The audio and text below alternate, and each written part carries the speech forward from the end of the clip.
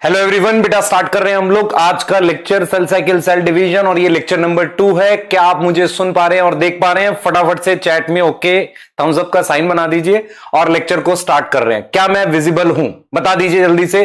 क्या आप मुझे देख पा रहे हैं? आज काफी सारी पढ़ाई करनी है और काफी सारा इंपॉर्टेंट टॉपिक है आपके लिए। तो आप मुझे सुन पा रहे हो, देख पा रहे हो? फटाफट से चैट में ओके लिख दो। लेक्चर को स्टार्ट कर रहे हैं, जल्दी करो बेटा, फास्ट, जल्दी, फास्ट फास्ट। चैट में ओके थम्स अप का साइन बना दीजिए और लेक्चर को स्टार्ट कर रहे हैं। क्या मैं विजिबल हूं? बता दीजिए जल्दी से। क्या आप मुझे देख पा रहे हैं? आज काफी सारी पढ़ाई करनी है और काफी सारा इंपॉर्टेंट टॉपिक है आपके लिए। ठीक है, चलिए, मुझे ऐसा लग रहा है कि आपने थम्स अप बना दिया है। बाहर मौसम खराब है, बारिश हो रही है और मुझे एक छोटा सा जोक याद आ रहा है जिसको मैं सुनाना चाह रहा हूं आपको। जल्दी से सुनेंगे, पहले जरा इसको एक बार कर लेते हैं स्टार्ट क्लास को। देखो बेटा, हुआ क्या था, आप ही की तरह से एक बच्चा था, वो डॉक्टर के पास गया और डॉक्टर को कहता है कि सर मुझे आपको चेकअप कराना है। तो डॉक्टर ने कहा ठीक है, आ जाओ आ जाओ आ जाओ। तो जब डॉक्टर ने उसको बुलाया तो उस बच्चे ने कहा कि सर मेरे को यहां भी दर्द हो रहा है, मेरे को यहां भी दर्द हो रहा है, यहां भी दर्द हो रहा है, यहां पे जहां पे भी मैं टच कर रहा हूं सब जगह मुझे पेन हो रहा है। तो डॉक्टर ने कहा यार ये तो नई बीमारी है, कहीं भी टच कर रहा है वहीं दर्द हो रहा है, ये कैसी बीमारी? उसने पूरी किताब खोल डाली और फिर काफी ज्यादा उसने मतलब सर्च किया, कुछ मिला नहीं ना उसको, डॉक्टर को कुछ पता नहीं चला यार। उसने अपनी सारी मेडिकल की बुक्स देख डाली, कुछ मिला नहीं। फिर डॉक्टर 2 मिनट शांति से बैठा, आंखें क्लोज करी और उसने सोचा। फिर उसने आप जैसे बच्चों को फिर बुला, इधर आ दोबारा। तो उसने क्या किया, डॉक्टर ने कहा कि तो एक बार अपनी उंगली दिखा। तो जब उसने अपनी उंगली दिखाई तो उस उंगली में चोट लगी हुई थी बेटा, तो इस वजह से वो जहां भी टच कर रहा था वहीं पेन हो रहा था। समझ में आया? तो इसका मतलब ये होता है कि अगर मुझे बेसिक्स से बात को सोचना है तो मुझे आंख बंद करके आराम से सोचना पड़ता है खुद के बारे में। क्लियर है? खुद के बारे में, क्योंकि जब आप शांत बैठते हो तो खुद को खोज पाते हो, सच को खोज पाते हो, सही बात को खोज पाते हो। ठीक है, इस बात से हम लोग लेक्चर को स्टार्ट करेंगे। आज शानदार लेक्चर है, ठीक है, बढ़िया, सही है। चलिए लेक्चर को स्टार्ट करते हैं। आज बेटा सेल साइकिल सेल डिवीजन का लेक्चर है। हाँ, बहुत बढ़िया। तो वो चोट उंगली में लगी हुई थी।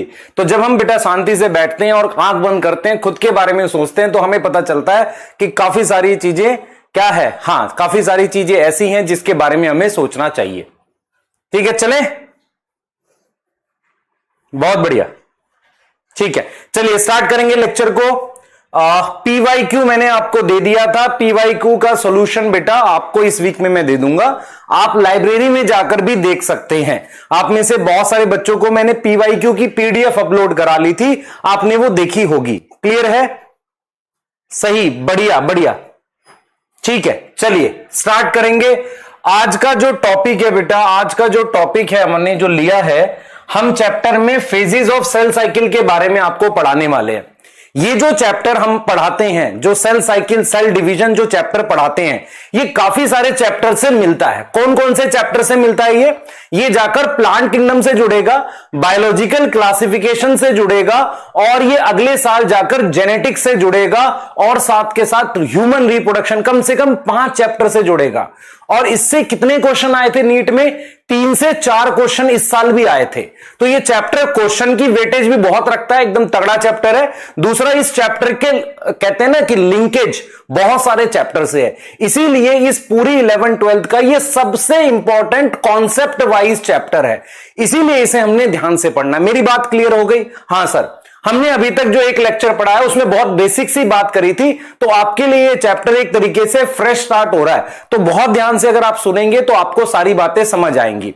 दूसरा पॉइंट ये बेटा, इस चैप्टर को हम 2 हिस्सों में पढ़ेंगे या 3 हिस्सों में पढ़ने वाले हैं। जैसे मैंने टॉपिक लिखा है फेजेस ऑफ सेल साइकिल, तो चैप्टर का नाम है सेल साइकिल और सेल डिवीजन।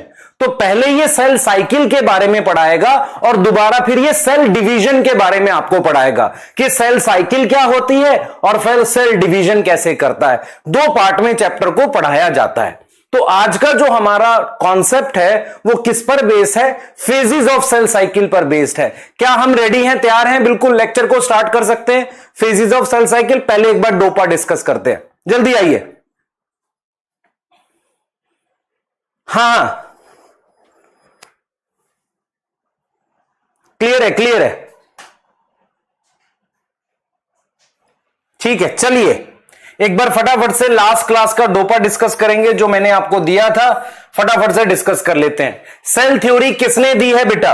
सेल थ्योरी किसने दी है? डोपा 1 था एक तरीके से, स्किल्डन एंड शिवान। ठीक है, सेल थ्योरी इन्होंने दी है, रुडोल्फ वर्चो नहीं, सेल थ्योरी दी है Schleiden and Schwann. Micro bodies plant cell और एनिमल सेल में होती है, एनिमल सेल ओनली नहीं, प्लांट और एनिमल सेल दोनों में होती है, और एंजाइम प्रेजेंट होते हैं। Micro bodies are membrane structure having food, gas और एंजाइम, एंजाइम प्रेजेंट होते हैं। नॉन स्टेनिंग स्ट्रक्चर मतलब जो स्टेन नहीं होता, क्रोमोसोम के ऊपर की तरफ होता है टीलोमियर पे, उसे हम क्या बोलते हैं बेटा? उसे हम क्या बोलते हैं? सैटेलाइट बोलते हैं। उसे हम क्या बोलते हैं? सैटेलाइट। क्लियर है? ठीक है, सैटेलाइट बोलेंगे। उसके बाद सेल थ्योरी को किसने मॉडिफाई किया? तो रुडोल्फ वर्चो ने।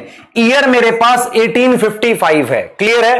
क्वेश्चन नंबर 6, ओमनिस सेलुला ई सेलुला मतलब all cell arise from pre existing cell, ये किसने दिया है?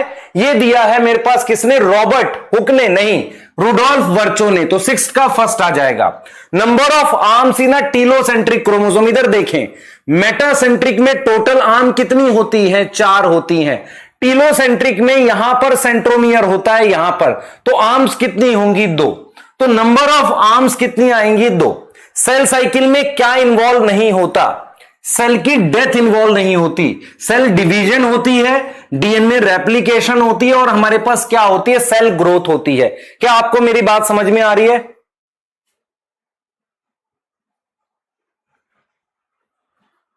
क्लियर है? सही है। एक बच्चा जोक में कमी निकाल रहा है मेरे, कोई बात नहीं बेटा, कुछ गधे बच्चे होते हैं जो मानते ही नहीं बात को मास्टर की। चलो आ जाओ, वो क्वेश्चंस इतने ही करने आपने। अब मैं आपको मीनिंग ऑफ सेल साइकिल समझाने जा रहा हूं। सबसे पहले सेल साइकिल क्या होता है मैं आपको क्लियरली समझाऊंगा, और उसको आप ध्यान से देखेंगे। क्लियर है? अब हम लेक्चर को स्टार्ट कर रहे हैं आज के। चलें भाई, चलें? हां चलिए स्टार्ट करते हैं। देखो मेरी बात सुनो, जरा देखते हुए चलना मैं क्या बना रहा हूं। ये मैंने एक सेल बनाया है, हां सर ये सेल बनाया है, इसमें मैंने एक न्यूक्लियस बनाया है, और उसमें न्यूक्लियस के अंदर मैंने डीएनए बनाया है। ये डीएनए क्रोमैटिन की फॉर्म में है। तो मैं आपसे पूछना चाह रहा हूं, ये मैंने जो सेल बनाया है, चैट में बताओ, इसमें ये न्यूक्लियस है, ये कौन सा सेल है? प्रोकैरियोटिक की यूकैरियोटिक? चैट में बताएंगे सारे बच्चे, चैट में बताएंगे जल्दी से। अब क्या हुआ? इस सेल का साइज बढ़ गया। साइज बढ़ने का मतलब इसके साइटोप्लाज्म की ग्रोथ हो गई, और इसके अंदर डीएनए है क्रोमैटिन की फॉर्म में। क्लियर है? डीएनए क्रोमैटिन की फॉर्म में है। तो इसका मतलब यहां पर क्या हो गया? ग्रोथ हो गई। यहां पर क्या हो गई? ग्रोथ हो गई। सही है। ग्रोथ होने के बाद इस सेल में क्या हुआ? ध्यान से देखेंगे, चैट में बताएंगे भाई प्रोकैरियोटिक यूकैरियोटिक। कोई प्रोकैरियोटिक वाला भी है? नहीं, शाबाश, कम से कम इतनी बात तो पता है। अब देख बेटा, ग्रोथ हो गई। ग्रोथ होने के बाद इसमें मेरे पास क्या हुआ? न्यूक्लियस के अंदर जो डीएनए था वो डीएनए डबल हो गया। जैसे ये डीएनए था, अब इसकी कॉपी बन गई मेरे पास। ध्यान दे बेटा, देख, ये जो न्यूक्लियस के अंदर डीएनए था, ये डीएनए डबल हो गया। ये डीएनए क्या हो गया? डबल हो गया। 2 कॉपीज हो गई डीएनए की, डबल हो गया। मतलब मैं ये कह रहा हूं कि जो न्यूक्लियस के अंदर ये डीएनए था, ये डबल हो गया, दुगना हो गया लगभग, मतलब ये डबल हो गया। समझ में आ रहा है? तो हमने क्या कर दिया? डीएनए डबल कर दिया। ऐसा हमने क्यों किया है? ऐसा हमने इसलिए किया है क्योंकि हम सेल को डिवाइड करना चाहते हैं। मैंने डीएनए डबल कर दिया। डीएनए डबल करने को कहते हैं डीएनए रेप्लिकेशन। डीएनए डबल करने को कहते हैं डीएनए रेप्लिकेशन। क्लियर है? अब मैंने क्या किया? इसको डिवाइड करके मैंने 2 सेल में बांट दिया। ऐसे इसको डिवाइड करके मैंने 2 सेल में ऐसे बांट दिया। क्लियर है? ऐसे 2 सेल में मैंने बांट दिया। समझ में आ रही है आपको? तो ये मैंने क्रोमैटिन बना लिया, और ये मैंने दूसरा क्या बना लिया? ये क्रोमैटिन बना लिया। ऐसे 2 पार्ट में डिवाइड कर दिया। तो मैंने क्या किया? ये जो डीएनए था, एक इस सेल में भेज दिया, और दूसरे वाला मैंने इस सेल में भेज दिया, है ना, बिल्कुल बिना टूटे, है ना। और ये 2 क्या बन गए? इसको हम लिखेंगे सेल डिवीजन। इसको हम क्या लिखेंगे? सेल डिवीजन लिखेंगे। और ये जो बने हैं, ये 2 डॉटर सेल कहलाते हैं। क्या कहलाएंगे भाई? 2 डॉटर सेल कहलाएंगे। अब जरा दोबारा देखो, मेरे पास एक यूकैरियोटिक सेल है, उसकी ग्रोथ हुई, उसने ग्रोथ करने के बाद डीएनए डबल किया और डिवाइड करके 2 सेल बनाया। इस पूरे प्रोसेस को मैं सेल साइकिल कहता हूं। इस पूरे प्रोसेस को मैं क्या बोलता हूं? सेल साइकिल बोलता हूं। क्या इसमें ग्रोथ आती है? यस आती है। क्या इसमें डीएनए डबल होता है? यस होता है। क्या वो डीएनए 2 सेल में डिवाइड होता है? यस होता है। क्लियर है? तो उसे हम कहते हैं सेल डिवीजन। तो यहां पर आपको यह समझ में आना पड़ेगा कि सभी तरह के यूकैरियोटिक सेल में एक पूरी साइकिल होती है, एक प्रोसेस होता है जिसमें पहले सेल का साइज बढ़ाते हैं, फिर उसका डीएनए डबल करते हैं और डिवाइड करके 2 सेल बना लेते हैं। फिर आप में से एक बच्चा कूद के आएगा, सर ये हम कर क्यों रहे हैं, पढ़ क्यों रहे हैं, ये तो बताओ। बेटा देख मेरी बात समझ, अगर मैं किसी सिंगल सेल ऑर्गेनिज्म को, ध्यान दे हम पढ़ते क्यों हैं, why we study this topic, मेरी बात सुन ध्यान से, इसकी सिग्निफिकेंस क्या है, ऐसा पढ़ते क्यों है, इस सेल डिवीजन की सिग्निफिकेंस क्या है, ये देख पहले। तो अगर मैं तेरे से कहूं कि what is significance of cell division, ये हम पढ़ते ही क्यों है, तो सबसे पहला सिग्निफिकेंस क्या है कि अगर मेरे पास कोई एक सेल है, ये देख बेटा मेरे पास कोई एक सेल है, इस एक सेल से अगर मैं मल्टी सेलुलर ऑर्गेनिज्म बनाना चाहता हूं, मैं चाहता हूं कि बहुत सारे सेल का ऑर्गेनिज्म बन जाए, बहुत सारे सेल का ऑर्गेनिज्म बन जाए, ऐसे बहुत सारे सेल बन जाए, तो ऐसे ऑर्गेनिज्म को मैं क्या कह सकता हूं, मल्टी सेलुलर। तो इसके लिए आपको सेल डिवीजन करनी पड़ेगी। तो मेरे पास ये एक सेल है और ये मेरे पास क्या हो गया, मेनी सेल हो गए। मेनी सेल वाली चीज को हम क्या कह सकते हैं, मल्टी सेलुलर कह सकते हैं। तो क्या इसमें मैं क्या से करूंगा, मेरी बात सुनो, इसके लिए मुझे क्या करनी पड़ेगी, रिपीटेड सेल साइकिल करनी पड़ेगी। क्या करनी पड़ेगी, रिपीटेड सेल साइकिल करनी पड़ेगी। मैं अब यहां से एक चीज आपसे पूछता हूं और आप बताना मुझे, सुनना ध्यान से। एक सेल से बहुत सारे सेल बनाने के लिए क्या सिर्फ सेल डिवीजन करूंगा चल जाएगा, क्या डीएनए रेप्लिकेशन और ग्रोथ भी करनी पड़ेगी, हां या ना बताओ, सोच के बताना। क्या मैं अगर एक सेल से बहुत सारे सेल बना रहा हूं तो क्या मुझे सिर्फ सेल डिवीजन से काम चल जाएगा, नहीं, पूरा प्रोसेस करना पड़ेगा, हर बार डीएनए डबल करना पड़ेगा और बांटना पड़ेगा। तो इसका मतलब अगर आप बार बार सेल साइकिल करोगे तभी बहुत सारे सेल बनेंगे। ये पूरा प्रोसेस आपको बार बार रिपीट करना पड़ेगा, बार बार रिपीट करना पड़ेगा, सेल को ग्रो भी करना पड़ेगा, सेल का डीएनए डबल करना पड़ेगा और डिवाइड करके 2 सेल बनाने पड़ेंगे। सही है, बोलो बेटा, आ रही है समझ, बिल्कुल सही है। तो अगर आपसे कोई पूछे कि सेल साइकिल क्या है, सेल साइकिल के अंदर सेल डिवीजन आता है और सेल साइकिल में बहुत सारे इवेंट आते हैं। सेल अपना साइज बढ़ाता है, साइज क्यों बढ़ाता है, क्योंकि उसको 2 सेल बनाने हैं, समझो ध्यान से। उसके बाद उसने क्या करा, डीएनए डबल किया और डिवाइड कर दिया, तो सेल साइकिल मुझे चाहिए। दूसरी चीज सुनना ध्यान से बेटा, दूसरी चीज, मेरे पास ये कोई ऑर्गेनिज्म है, ध्यान से सुनो, मेरे पास ये कोई ऑर्गेनिज्म है, इसमें बहुत सारे सेल्स हैं, इसमें बहुत सारे सेल्स हैं। अगर मेरे पास ये कुछ सेल्स डैमेज हो गए, ये कुछ सेल्स डैमेज हो गए, तो इन डैमेज सेल को रिप्लेस करने के लिए सेल साइकिल चाहिए। तो ये डैमेज सेल कैसे रिप्लेस करोगे, damage cell replace by cell division, हम बोलेंगे सेल साइकिल या सेल डिवीजन के थ्रू, मतलब बेसिकली सेल डिवीजन पर सेल साइकिल तो करनी पड़ेगी।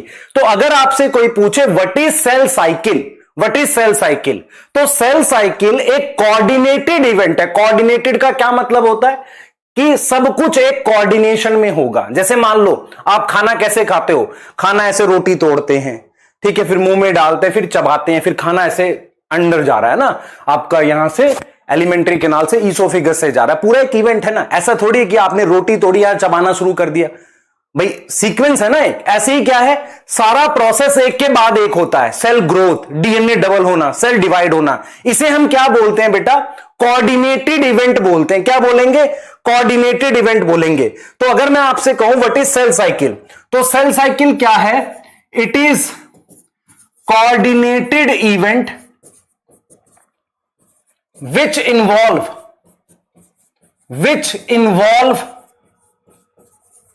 क्या इन्वॉल्व करेगा, which involve, ध्यान से सुनना बेटा, which involve क्या इन्वॉल्व करेगा, इसको समझने की कोशिश करना।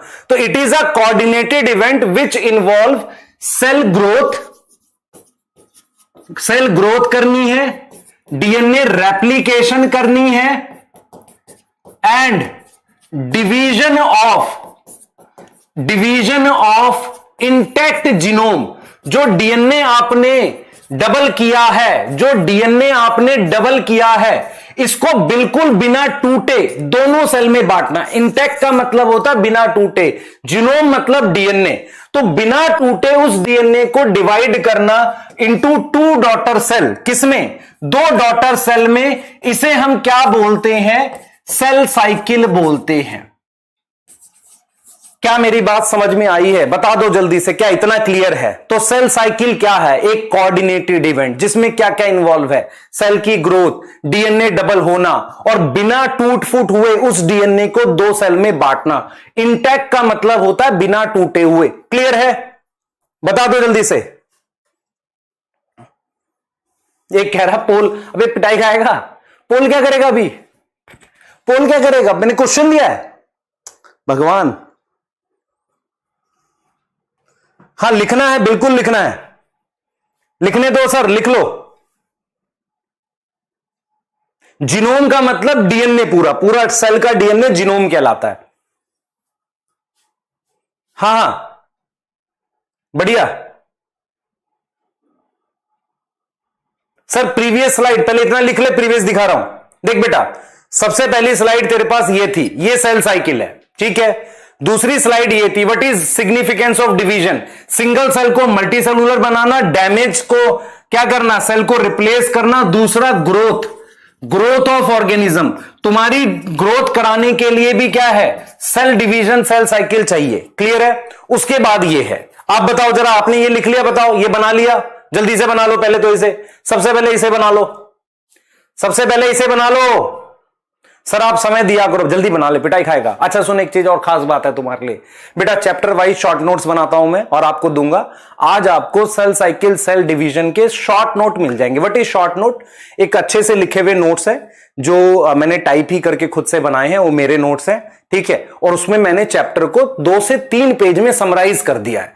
जब ये चैप्टर खत्म हो जाएगा, आप उन्हें लिखना चाहें लिख लो, और आप उनको अगर 10 बार 5 बार लिख के याद कर लोगे तो कहीं से ना नीट में ना स्कूल में कहीं से कोई क्वेश्चन आपका गलत नहीं होगा। सही है?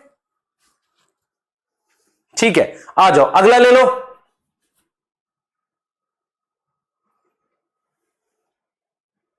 हाँ बेटा, तुम्हें मेरा एक्सप्लेनेशन अच्छा है पर स्लो लगेगा। आज तुम पढ़ोगे तो समझ आएगा, है ना। थोड़ा लगता है कई बार स्लो।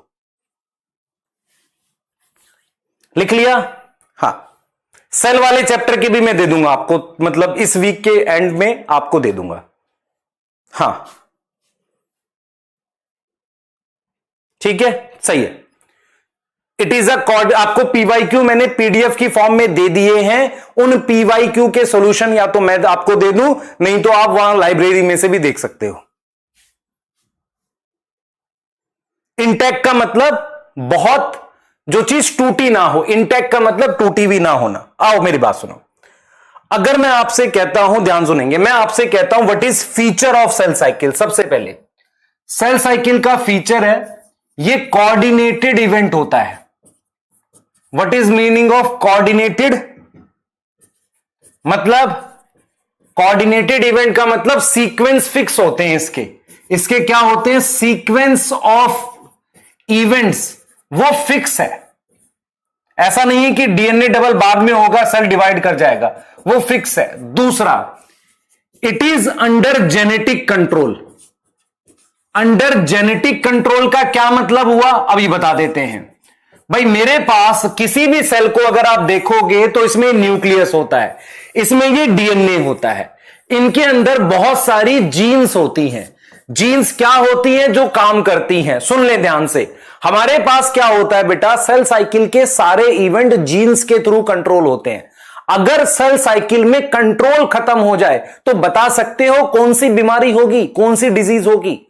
सोचो जरा, सोचो। एक ऐसा सेल जो लगातार डिवाइड करता जा रहा है, वो रुक ही नहीं रहा, तेजी से बार बार जल्दी जल्दी डिवाइड कर रहा है, उसको हम क्या बोलते हैं बेटा? कैंसर। उसको हम क्या बोलते हैं? कैंसर। कैंसर की एक बढ़िया स्टोरी सुनाऊंगा आपको, ठीक है। It is under genetic control. ये हमारे पास क्या है? जेनेटिक कंट्रोल के अंडर होता है, जीन्स होती हैं। इसका मतलब यह हुआ कि cell cycle control by, cell cycle तो इवेंट है, सेल साइकिल क्या है? इवेंट है। और वो कंट्रोल कौन करेगा? Genes, control by jeans.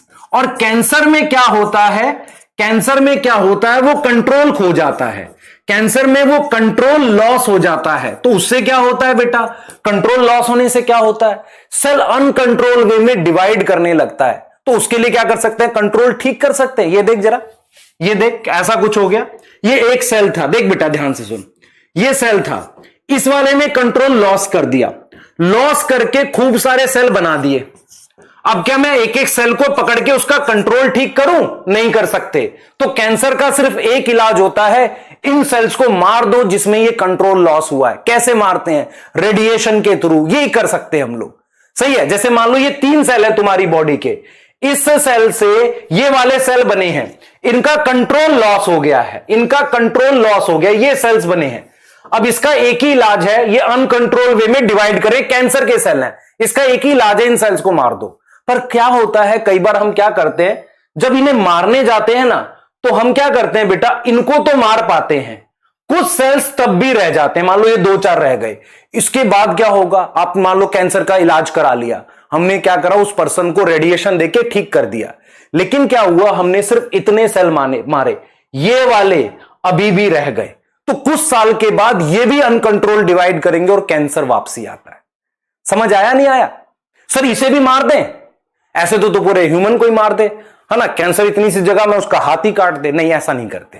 तो हम बहुत देख के कुछ सेल्स को मारते हैं, जिसमें हम केमिकल दे सकते हैं या रेडिएशन से मारते हैं। समझ में आया? बताओ बेटा। हां, समझ में आया? हम कहते हैं कैंसर इनक्यूरेबल है। इनक्यूरेबल कब होगा? जब ये सेल्स यहां से निकल के अलग अलग जगह फैल जाएं। अब उन्हें खोज खोज के कैसे मारोगे? जब तक ये यहां हैं, इनको मार सकते हैं। कई बार क्या होता है, हम सारे सेल्स मार ले जाते हैं तो ठीक है, कई बार कैंसर क्योर भी हो जाता है। आ गया समझ?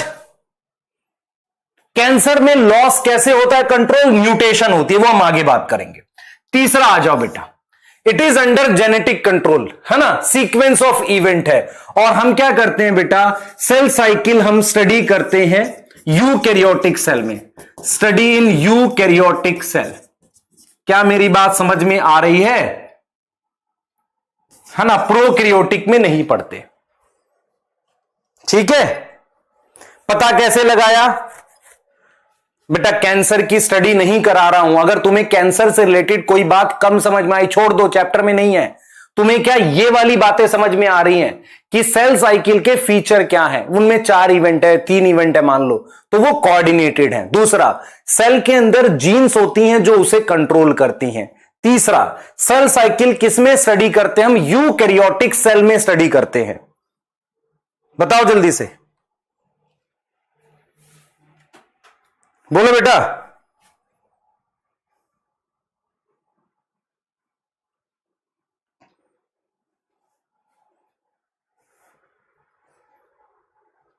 क्लियर है?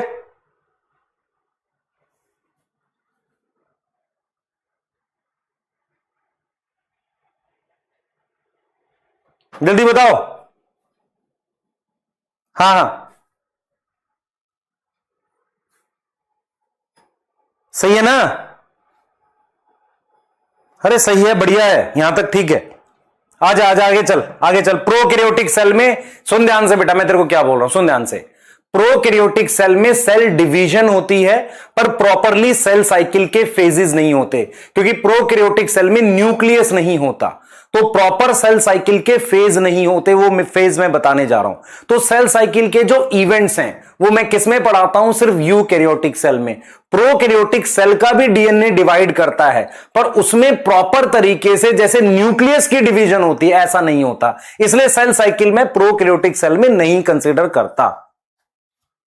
ठीक है, क्लियर है बेटा? ट्यूमर वगैरह के पीछे मत जाओ। कैंसर ट्यूमर का डिस्कशन करूंगा तो 1 घंटा लगेगा, क्या फायदा, वो इस चैप्टर से रिलेटेड नहीं है। सिर्फ इतना समझो कि कैंसर और ट्यूमर हमारे पास कैसे होता है, जब सेल्स अनकंट्रोल वे में डिवाइड करने लगता है। और ऐसा कब होता है? जब सेल साइकिल का उसका कंट्रोल खो जाता है। कौन सा कंट्रोल? जीन्स के थ्रू कंट्रोल। इतनी बात समझ में आ रही है? बस ठीक है, आगे चलेंगे। क्या लिख लिया सबने? सर जी लिख लिया। क्या आप ये लाइनें देख सकते हैं जो एनसीईआरटी में दे रखी हैं? देखो, एनसीईआरटी कहती है कि ग्रोथ और reproduction are the characteristic of cell indeed of all organism. सभी ऑर्गेनिज्म में ग्रोथ और रिप्रोडक्शन होती है। मेरी बात समझो ध्यान से। मान लो मैं कहता हूं काऊ, काऊ में रिप्रोडक्शन का मतलब है वो छोटे छोटे काऊ बनाए, दैट इज रिप्रोडक्शन। लेकिन एक सिंगल सेल में रिप्रोडक्शन का क्या मतलब है, वो डिवाइड करके 2 सेल बनाए। तो ये लाइन कह रही है कि ग्रोथ और रिप्रोडक्शन सबका फीचर है, चाहे वो सेल हो चाहे ऑर्गेनिज्म हो। सेल कैसे रिप्रोड्यूस करेगा, डिवाइड करके। ऑर्गेनिज्म कैसे रिप्रोड्यूस करेगा, अपने जैसे बच्चे बना के। ये पहली लाइन समझ में आई है, बताओ सही है सर। अब आ जाओ, all cell reproduce by dividing into 2। सारे सेल रिप्रोड्यूस करते हैं डिवाइडिंग इनटू 2। सारे सेल रिप्रोड्यूस करते हैं 2 में डिवाइड होके। सही है, क्लियर है ना। जिसमें हर एक सेल क्या बनाएगा, 2 डॉटर सेल बनाएगा। सही है, यहां तक समझ में आ रहा है। अब देखो, साइकिल ऑफ ग्रोथ डिवीजन, ठीक है, क्या बना सकता है, मिलियंस ऑफ सेल बना सकता है। हमारे अंदर बेटा जो लाखों सेल्स हैं वो कभी ना कभी एक सिंगल सेल जिसे जाइगोट कहते हैं उससे बने थे। क्या ये लाइनें क्लियर है? ये नोट करना है? नहीं, ये नोट नहीं करना, ये तो एनसीईआरटी की लाइन है। ये नोट करना था। तुम्हें क्या क्या नोट करना था अभी तक बता देता हूं। तुम्हें ये डायग्राम बनाना था, हां सर ये कर सकते थे, कराया सर हमने। ये किया है, हां सर ये भी किया है। और तुम्हें ये नोट करना था। इसके अगले वाला जिसने कर लिया ठीक है, नहीं तो नहीं जरूरत थी। अब आओ, मैं टॉपिक पे बात करूंगा, what are phases of cell cycle. मेरे साथ बने रहो, सारा समझ आएगा और सारा इंटरेस्टिंग लगेगा। ठीक है सर, बढ़िया। बताओ, मैं आपसे कुछ सवाल पूछूंगा, आप आंसर करना चैट में। हां सर हम करेंगे, ठीक है, बढ़िया। सुनो ध्यान से मैं क्या पूछ रहा हूं। अभी तुम में से सबकी एज 13, 14, 15, 16 ऐसे कुछ एज हो सकती है। हाँ ठीक है, हाँ सर ऐसे ही एज है हमारा, ठीक है। तुम जब छोटे थे, मान लो 2-3 साल के थे, फिर तुम्हारी एज आई कि 5-6 साल के हो गए या 8-9 साल के हो गए, तुम्हें कोई ऐसा पता चला कि भाई तुम्हें अचानक से पता चला हो अब मैं इस एज का हो गया हूं। लाइफ तो लगातार चलती है, सारा का सारा प्रोसेस लगातार चलता है। हमें कोई लाइफ में ऐसे कोई गैप तो नहीं दिखते। लेकिन हम क्या करते हैं, जब भी किसी और ह्यूमन को देखते हैं तो उसको क्या करते हैं, एज को बांट लेते हैं। हम कहते हैं ये उसकी चाइल्डहुड एज है। मान लो 9-10 साल तक चाइल्डहुड एज है, 11-12 तक मान लेते हैं। फिर 13 से लेकर 19 हम कहते हैं टीन एज आ गई, ठीक है। तो उस एज में उस पर्सन को कुछ पता चलता नहीं, एज तो नॉर्मल चल रही है, पर कुछ बदलाव आते हैं। उन बदलाव को हमने एक एज का नाम दे दिया है। फिर उसमें एडल्ट एज आ जाती है, ठीक है, फिर ओल्ड एज भी आएगी, ऐसे करते करते चलती रहती है, ठीक है। तो मैं आपको यह बताना चाह रहा हूं कि किसी भी ह्यूमन में जो हमने ये एज बनाई है, ये हमने कुछ बदलाव को, बॉडी में, सोच में होने वाले बदलाव को नाम दिया है। जैसे टीनेज कौन सी एज होती है बेटा? टीनेज वो एज होती है जहां पर तुम घर के हर मामले में नाक घुसाने की कोशिश करते हो और घर वाले कंटाप मार के भगा देते हैं, कहते हैं नहीं नहीं तेरा काम नहीं जाए यहां से, हम अभी डिस्कस करें कुछ इंपॉर्टेंट बातें, ठीक है। चाइल्डहुड एज में तुम्हें वैसे ही नहीं फर्क पड़ता, वो कुछ इंपॉर्टेंट भी डिस्कस कर रहे होते हैं, तुम अपना मस्त चिप्स खा रहे होते, वो चाइल्डहुड होती है। टीन एज में तुम्हें कुछ समझ आता तो है घर में, लेकिन तुम्हें कोई इन्वॉल्व नहीं करता। एडल्टहुड में तुम्हारी थोड़ी थोड़ी राय लेनी स्टार्ट करते हैं और फिर तुम्हारी बातें सुनी जाती हैं, ठीक है। तो इसका मतलब ये एज वो है जिसमें बॉडी में और सोच में बदलाव हो रहा है, ठीक है। सर ये आप हमें यहां क्यों बता रहे हो? मैं इसलिए बता रहा हूं क्योंकि जो मैं आपको सेल को लेकर पढ़ा रहा हूं ये एक कॉन्टिन्यूअस प्रोसेस होता है। हमने क्या किया, उस सेल में होने वाले बदलाव, वो जो सेल में चेंज हो रहे हैं, उन चेंज को मैंने फेजेस का नाम दे दिया। अच्छा सर ये क्या बात हुई? हां, हमने क्या किया, ह्यूमन ने क्या किया, जो सेल में चेंज हो रहे हैं उन चेंज को उन्होंने किसका नाम दे दिया? फेजेस का नाम दे दिया। तो अगर मैं आपसे कहूं व्हाट आर फेजेस, तो फेजेस क्या होते हैं? Phases are changes occur in cell cycle. Cell cycle में होने वाले उन बदलाव को हम क्या नाम देते हैं? फेजेस का नाम देते हैं। ये बदलाव कहां होते हैं? आप अगर ध्यान से देखोगे, इसे कहते हैं साइटोप्लाज्म और इसे कहते हैं न्यूक्लियस। सही है सर, बढ़िया। एक साइटोप्लाज्म में एक न्यूक्लियस है। चेंज कहां हो रहा है? चेंज 2 जगह होता है। दीज चेंजेस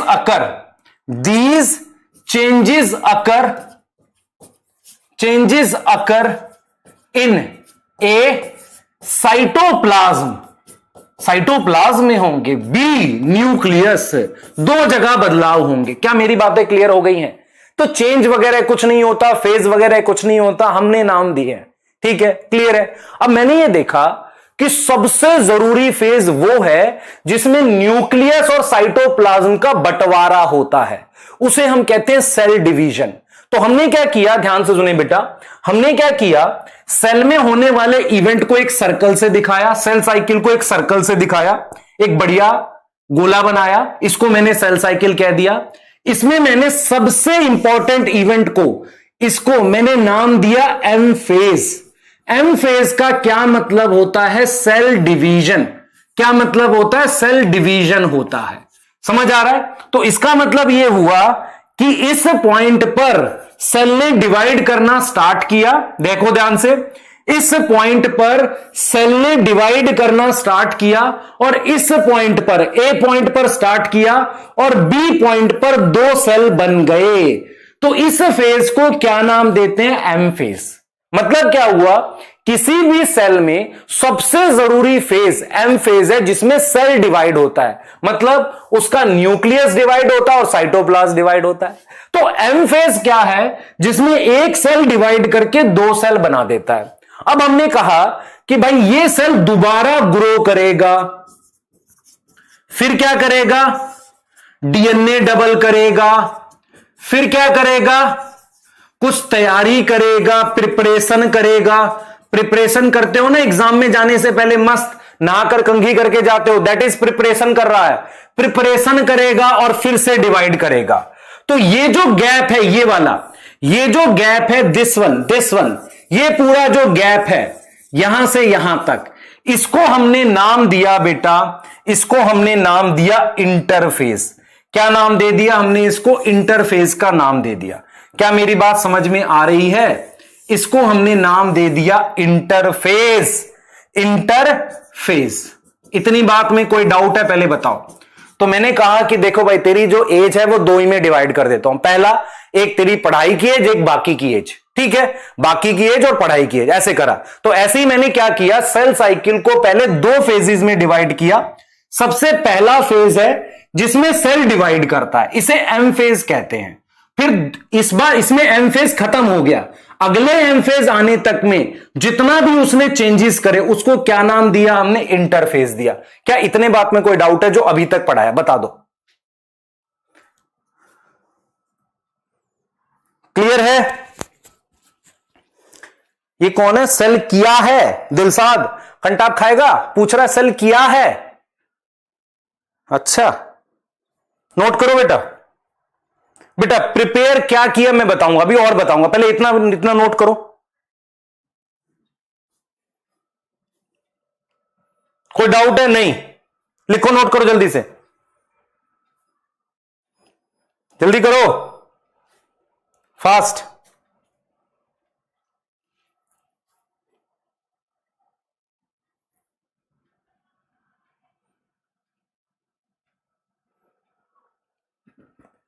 बेटा कोई चीज रिपीट नहीं करूंगा यहां से, मैंने अच्छे से समझाया एग्जाम्पल देके। अगर तुझे नहीं आया तो बहुत खराब बात है तेरे लिए, तो 11th के लायक नहीं, दोबारा से 10th करके आ। सुन ध्यान से, मैंने फिर देख मेरी आदत कितनी खराब है, फिर रिपीट करता हूं, सुन ध्यान से देख। मैंने तुझे क्या बोला, हम पढ़ेंगे सेल साइकिल में फेजेस। फेजेस समझ में आता? फेज मतलब जैसे नाम दूंगा अलग अलग चेंजेस को। ठीक है, फेजेस क्या होते हैं? जैसे होते हैं ना, तेरी एज में फेज थे वैसे ही फेज है। तो मैंने क्या किया, मैंने कहा कि जो बदलाव हैं, जो चेंजेस हैं, उन्हें फेज का नाम देते हैं। जैसे एम फेज है, तो एम फेज में सेल डिवाइड हो रहा है, तो बदलाव कहां हो रहा है? न्यूक्लियस में, साइटोप्लाज्म में।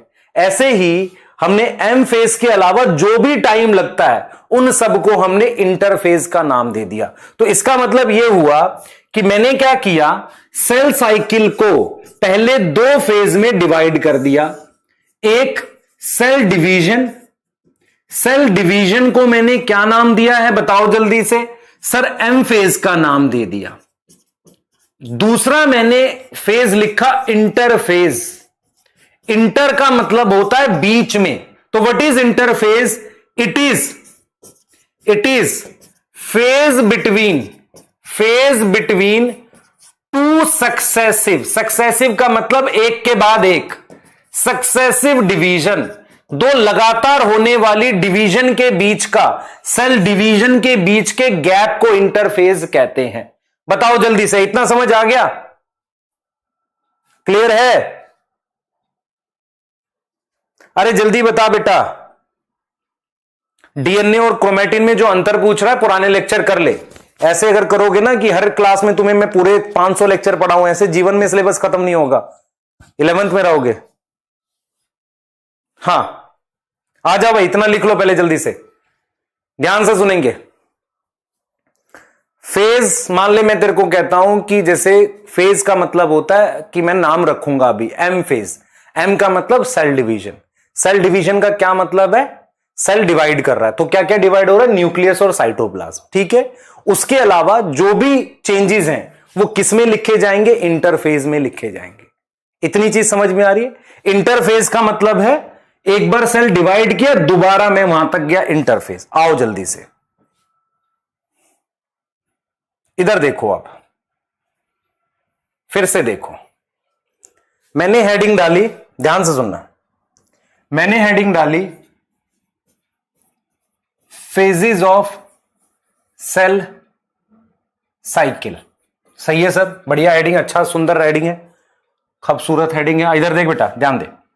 मैंने ये सेल साइकिल बना दी। सेल साइकिल का मतलब क्या है? सेल में होने वाले बदलाव। मैंने कहा एक इंपॉर्टेंट इवेंट है जिसे एम फेज कहते हैं। हां सर, एम फेज समझ में आ रहा है। एम फेज में क्या होता है? सेल की डिवीजन होती है। हां सर, यह भी समझ में आ गया। सेल डिवाइड करता है, डिवाइड करके दो सेल बनाता है। मैंने एक फेज और देखा जो बहुत इंपॉर्टेंट है, जिसे मैंने नाम दिया एस फेज। अब ये नाम है बेटा, एस का मतलब होता है सिंथेसिस। एस का मतलब होता है एस का मतलब है सिंथेसिस। सिंथेसिस का मतलब होता है कुछ बनाना। हम क्या बना रहे हैं? बनाना मतलब बनाना, खाने वाला बनाना नहीं। ये जो डीएनए है, इस डीएनए की कॉपी बना रहे हैं, इस डीएनए को डबल कर रहे हैं। ये एस फेज में होता है। तो एस फेज में क्या होता है? डीएनए डबल होता है। सही है सर। अभी आप इंटरफेज बता रहे थे, उस पर भी आ रहा हूं, ध्यान से सुन मेरी बात, बहुत ध्यान से सुनियो। सेल ने क्या किया? डिवाइड कर लिया।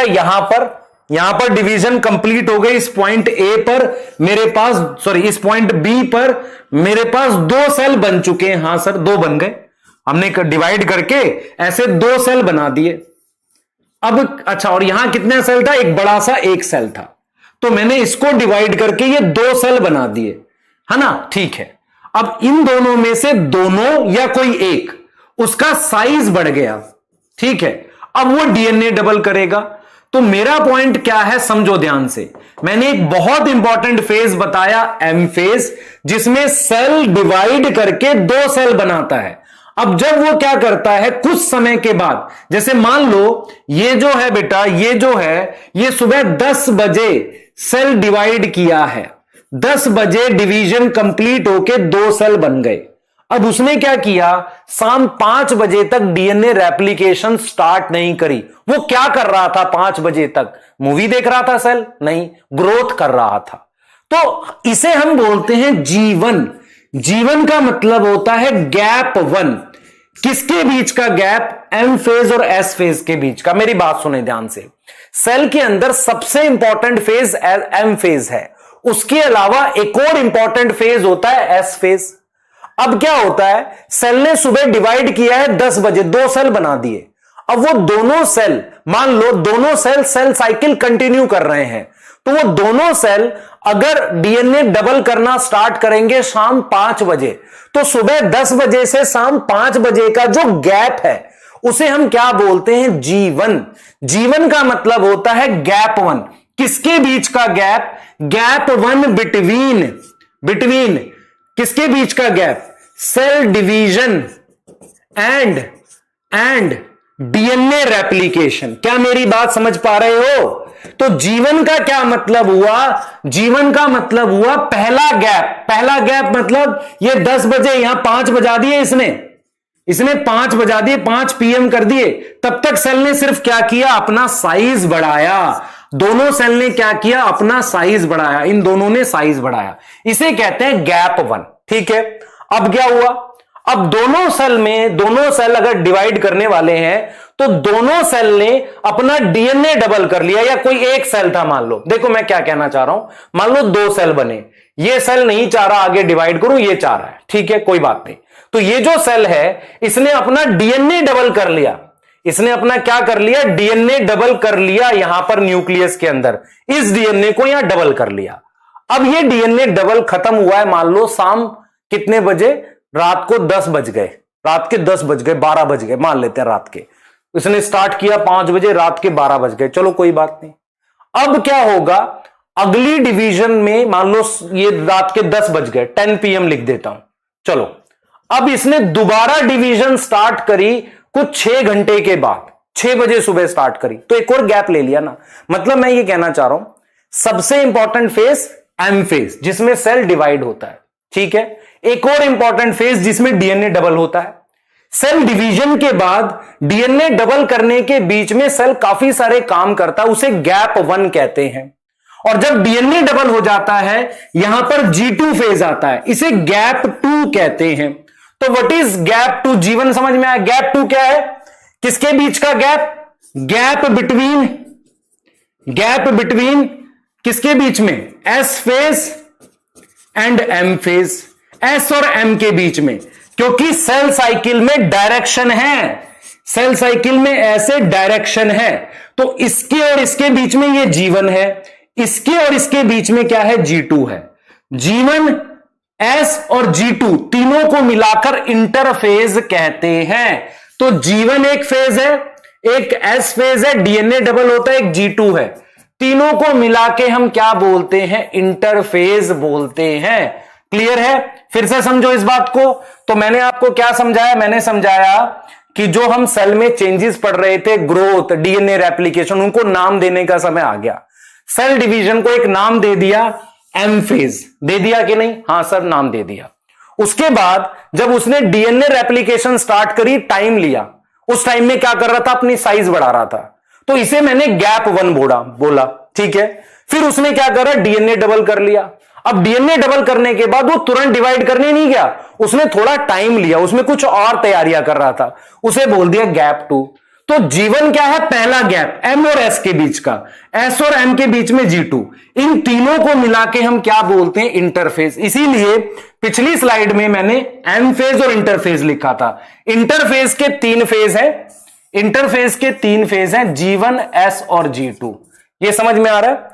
S का, M का क्या नाम है, माइटोसिस, G1 का नाम है गैप 1, G का मतलब गैप, 1 का मतलब 1, S phase synthesis, G2 gap 2। कोई डाउट है? अब जो पूछ रहा है G0 पिटाई खाएगा, पहले मुझे पढ़ाने दे पूरा, सही है, क्लियर, लिख लो जल्दी से। अनिल पढ़ाने दे बेटा, स्पीड लिखेगा, मुझे पढ़ाने दे, लिखेगा तो कुछ समझ नहीं आएगा। एक देख उसमें रिपीट भी लिख रहा है एक पता नहीं कैसे हो, जल्दी लिखो, G0 बताऊंगा अभी।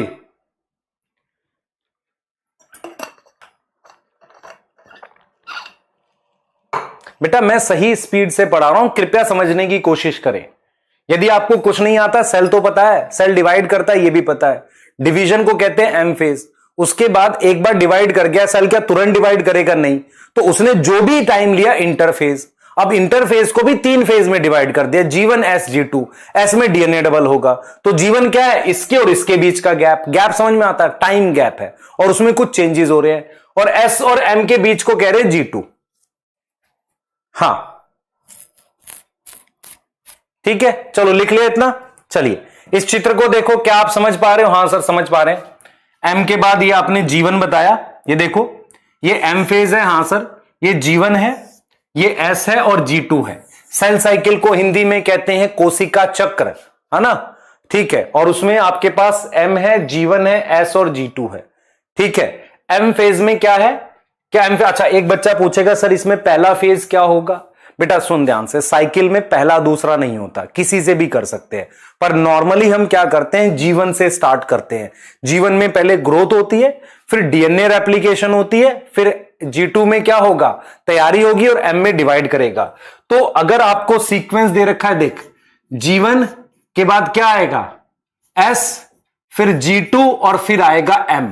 और अगर आपको नीट में क्वेश्चन दे रखा है, एक ऑप्शन ये है, दूसरा ऑप्शन है M, G2, S और G1, तीसरा ऑप्शन मान लो ये है G2, G1, S और M। ऐसे ही फोर्थ मान लो कुछ और लिख लेते हैं, M के बाद S, फिर G1, फिर G2। दोनों ठीक है ये, लेकिन ज्यादा ठीक कौन सा है, जिसमें जीवन से स्टार्ट कर रहा है। समझ में आ रहा है? देखो मेरी बात सुनो ध्यान से, अगर ये फर्स्ट ना दे रखा होता तो मैं सेकंड को ठीक कर देता, क्योंकि गलत नहीं है, M, G1, S, G2। लेकिन क्योंकि जीवन से स्टार्ट करते हैं नॉर्मली ग्रोथ कराना, तो पहला वाला ज्यादा ठीक है। ऐसा क्वेश्चन नीट में आया हुआ है। समझ में आ रहा है? अरे समझ में आया नहीं आया? What is DNA replication? DNA जो होता है धागा है, उसकी कॉपी बनाना ताकि दोनों सेल में बांट सके। सही है बेटा, बढ़िया।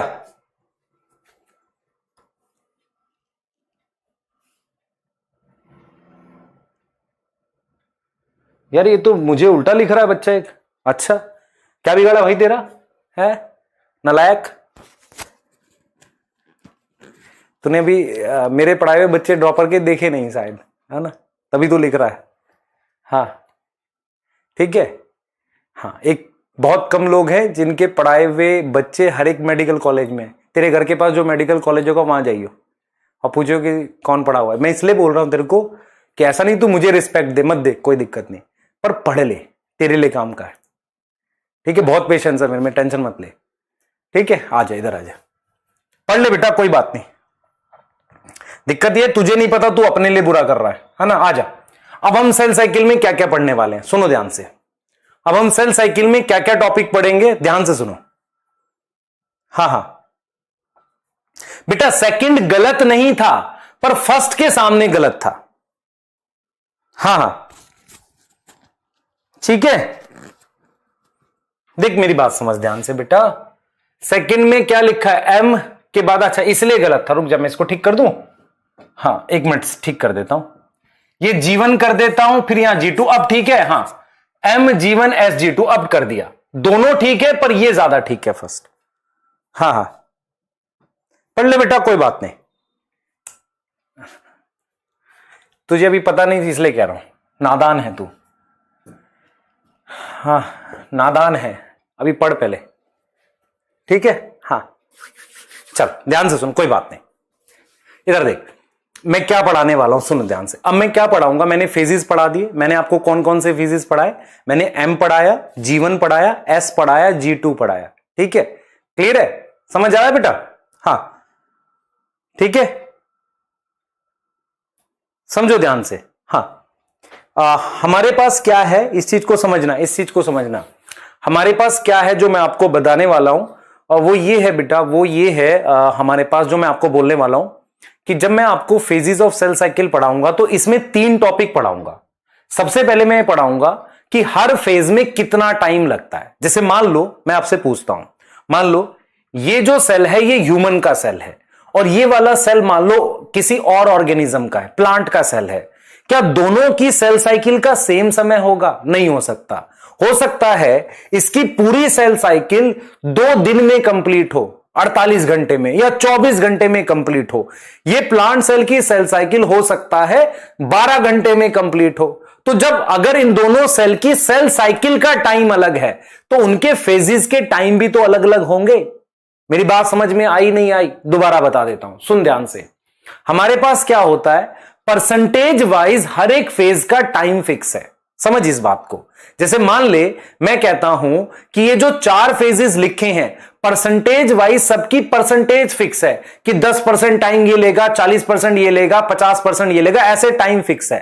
लेकिन 2 अलग अलग सेल का सेल साइकिल का टाइम अलग है। जैसे फॉर एग्जांपल मान लो ये ह्यूमन का सेल है, ये 24 घंटे में डिवाइड करता है, और ये ईस्ट का सेल है। ईस्ट समझ में आता है, ईस्ट फंजाई होती है, उसका सेल है, ये 90 मिनट में डिवाइड करता है। तो जो 24 घंटे में डिवाइड करेगा उसके फेजेस का टाइम अलग होगा, और जो 90 मिनट में डिवाइड करेगा उसके फेजेस का टाइम अलग होगा। ये बात समझ में आ गई? हां सर। इस टॉपिक में हम आपको पढ़ाएंगे कि कितना टाइम लगेगा, सही है। दूसरी चीज हम ये पढ़ाएंगे चेंजेस। चेंजेस में क्या होगा, चेंजेस कौन कौन से होते हैं, क्योंकि मैंने क्या बोला था, चेंजेस का मतलब है यहां पर what type of changes occur in phases, what type of changes occur in phases, occur in phases, है ना। फेजेस में कौन से टाइप के चेंजेस होते हैं, क्लियर है, कौन से चेंजेस होते हैं। तो मैं आपको समय बताऊंगा, मैं आपको बदलाव बताऊंगा। दूसरा मैं आपको यह बताऊंगा कि कैसे, हाउ डीएनए का amount, how DNA amount vary in cell cycle, how DNA amount vary in cell cycle, कैसे डीएनए का अमाउंट सेल साइकिल में बदलता है। तो ये 3 टॉपिक आपको मैं आज पढ़ा रहा हूं, टाइम फॉर ईच फेजेस, दूसरा कौन से बदलाव होंगे फेजेस में, तीसरा डीएनए का अमाउंट न्यूक्लियस के अंदर किस प्रकार से बदलता है। क्या मेरी बात समझ में आ रही है? क्या पढ़ने वाले हैं? सबसे पहले हम टाइम को लेकर पढ़ेंगे, क्लियर है? बता दो क्लियर है? हां मैं बताऊंगा बेटा, सही है, ठीक है, क्लियर है। तो मैं आपको क्या पढ़ाने वाला हूं आप देख लो, मैं आपको क्या पढ़ाऊंगा, ध्यान से सुना बेटा, ध्यान सुना। मैं आपको क्या पढ़ाऊंगा देख लो, time for each phases, changes और अमाउंट ऑफ डीएनए। क्लियर है कि नहीं बताओ? ठीक है, हाँ सही है, ठीक है, चलो स्टार्ट करते हैं।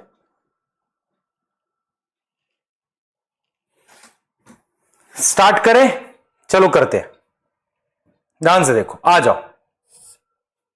सबसे पहले मुझे बताओ, मैं आपको 2-3 पॉइंट्स बोलूंगा, ध्यान से सुनना। टाइम फॉर चेंजेस या फेजेस लिखते हैं, अच्छा नहीं लग रहा ये, लिखते हैं टाइम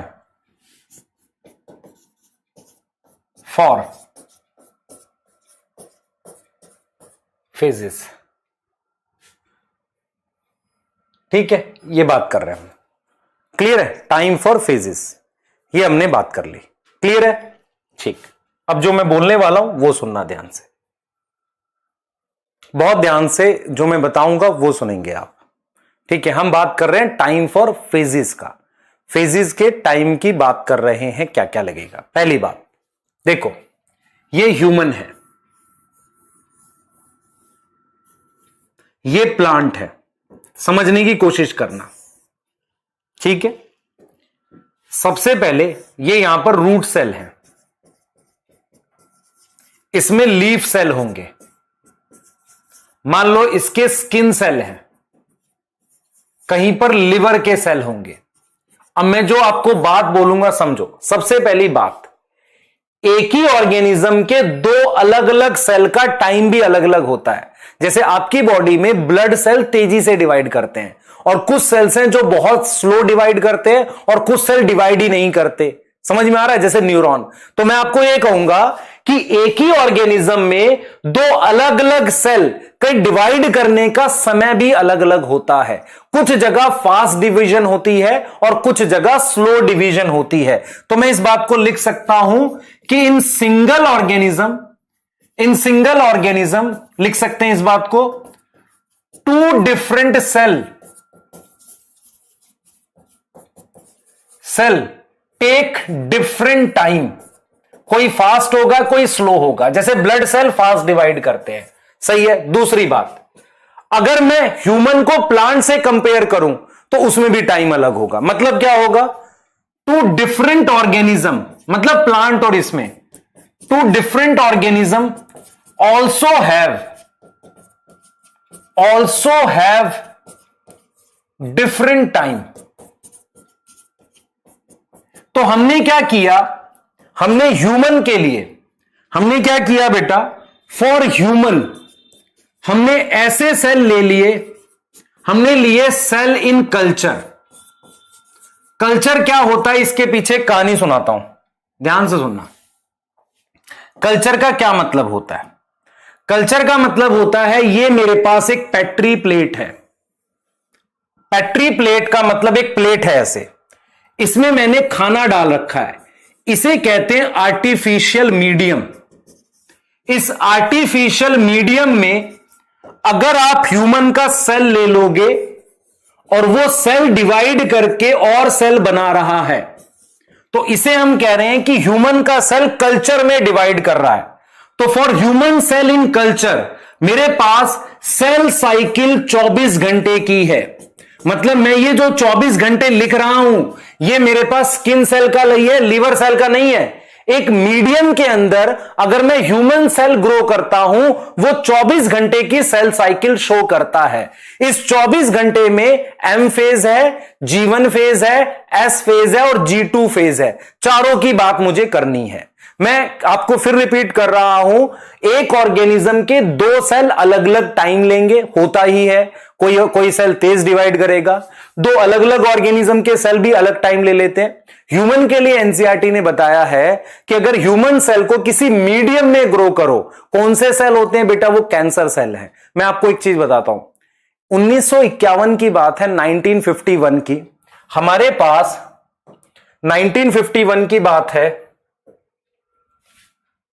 गूगल देवता कहां है? आएंगे।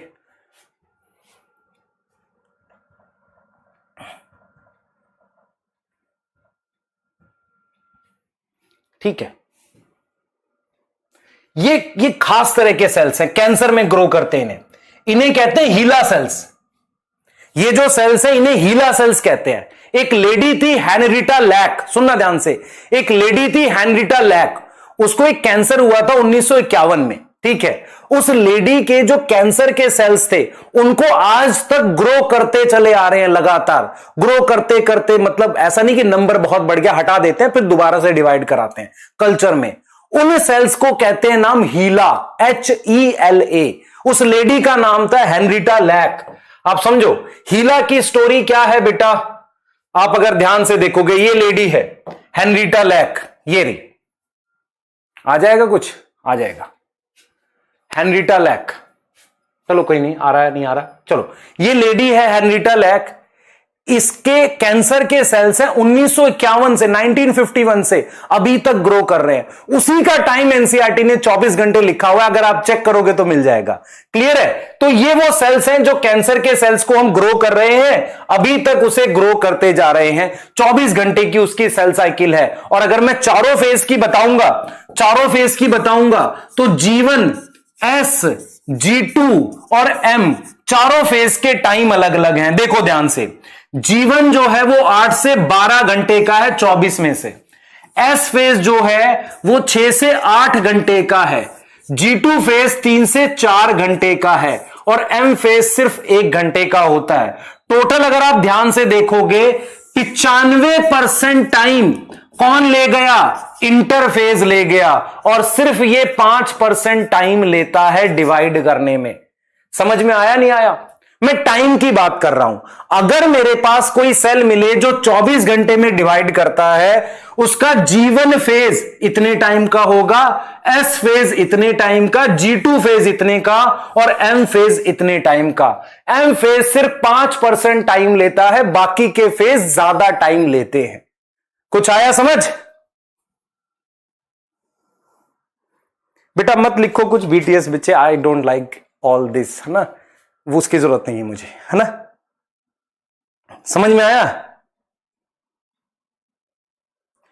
तब से सुनो ध्यान से, तब से 1951 से आज तक बहुत सारी कैंसर की रिसर्च उन्हीं सेल्स पे है ना। उन्हीं सेल्स को ग्रो कर करके कैंसर की रिसर्च की गई है। बहुत सारी कैंसर की रिसर्च उसी पर है।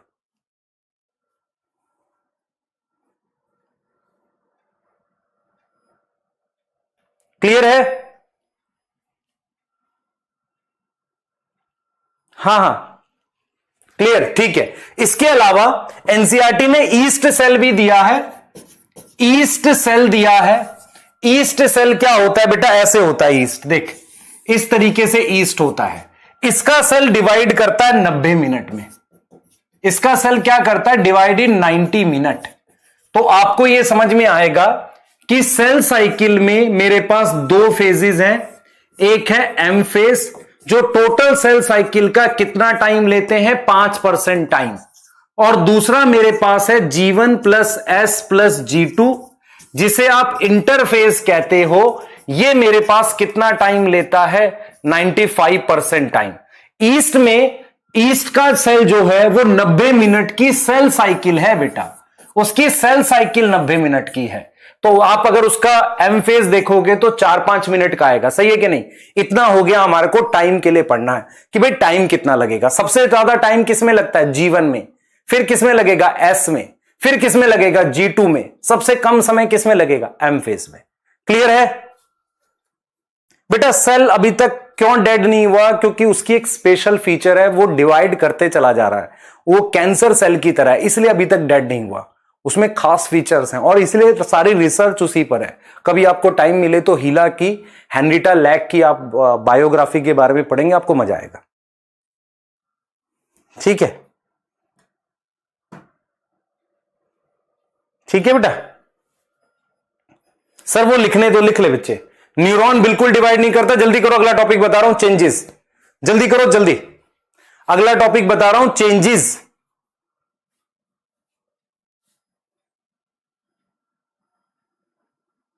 न्यूट्रिशन बेटा इसके अंदर है ना, इसमें न्यूट्रिशन डाला हुआ है, यहां न्यूट्रिशन है, तभी ये सेल जो है इसको डिवाइड कर रहे हैं।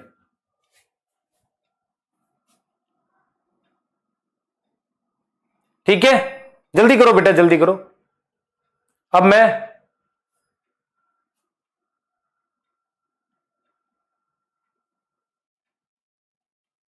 क्लियर है? ठीक है बेटा, यहां तक लिख लो, जल्दी से आगे चलते हैं, नेक्स्ट चलेंगे, जल्दी करो। मैं G1 S और G2 के बारे में बताने जा रहा हूं अब डिटेल में कि वहां क्या चेंजेस होंगे।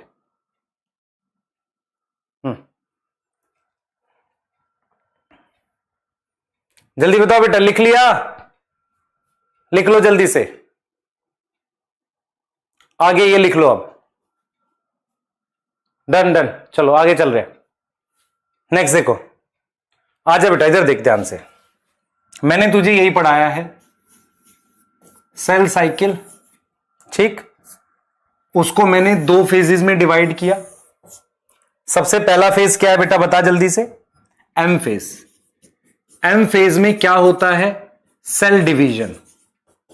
सेल डिवीजन कितने परसेंट टाइम लेता है, 5% टाइम लेता है टोटल सेल साइकिल का। ये सेल है, इसमें पहले न्यूक्लियस डिवाइड होगा। तो एम फेज को दो फेज में डिवाइड करते हैं, ध्यान दे बेटा, दो फेज में डिवाइड करते हैं। पहला लिखते हैं कैरियोकाइनेसिस। कैरियोकाइनेसिस का मतलब है न्यूक्लियस डिवाइड करेगा, और दूसरा लिखते हैं साइटोकाइनेसिस, फिर साइटोप्लाज्म डिवाइड करेगा। ध्यान से सुनो, ये हमने किसके लिए लिखा है, एम फेज के लिए लिखा है। तो एम फेज के दो फेज हैं, एक है कैरियो, कैरियो का मतलब होता है न्यूक्लियस, काइनेसिस का मतलब न्यूक्लियस डिवाइड।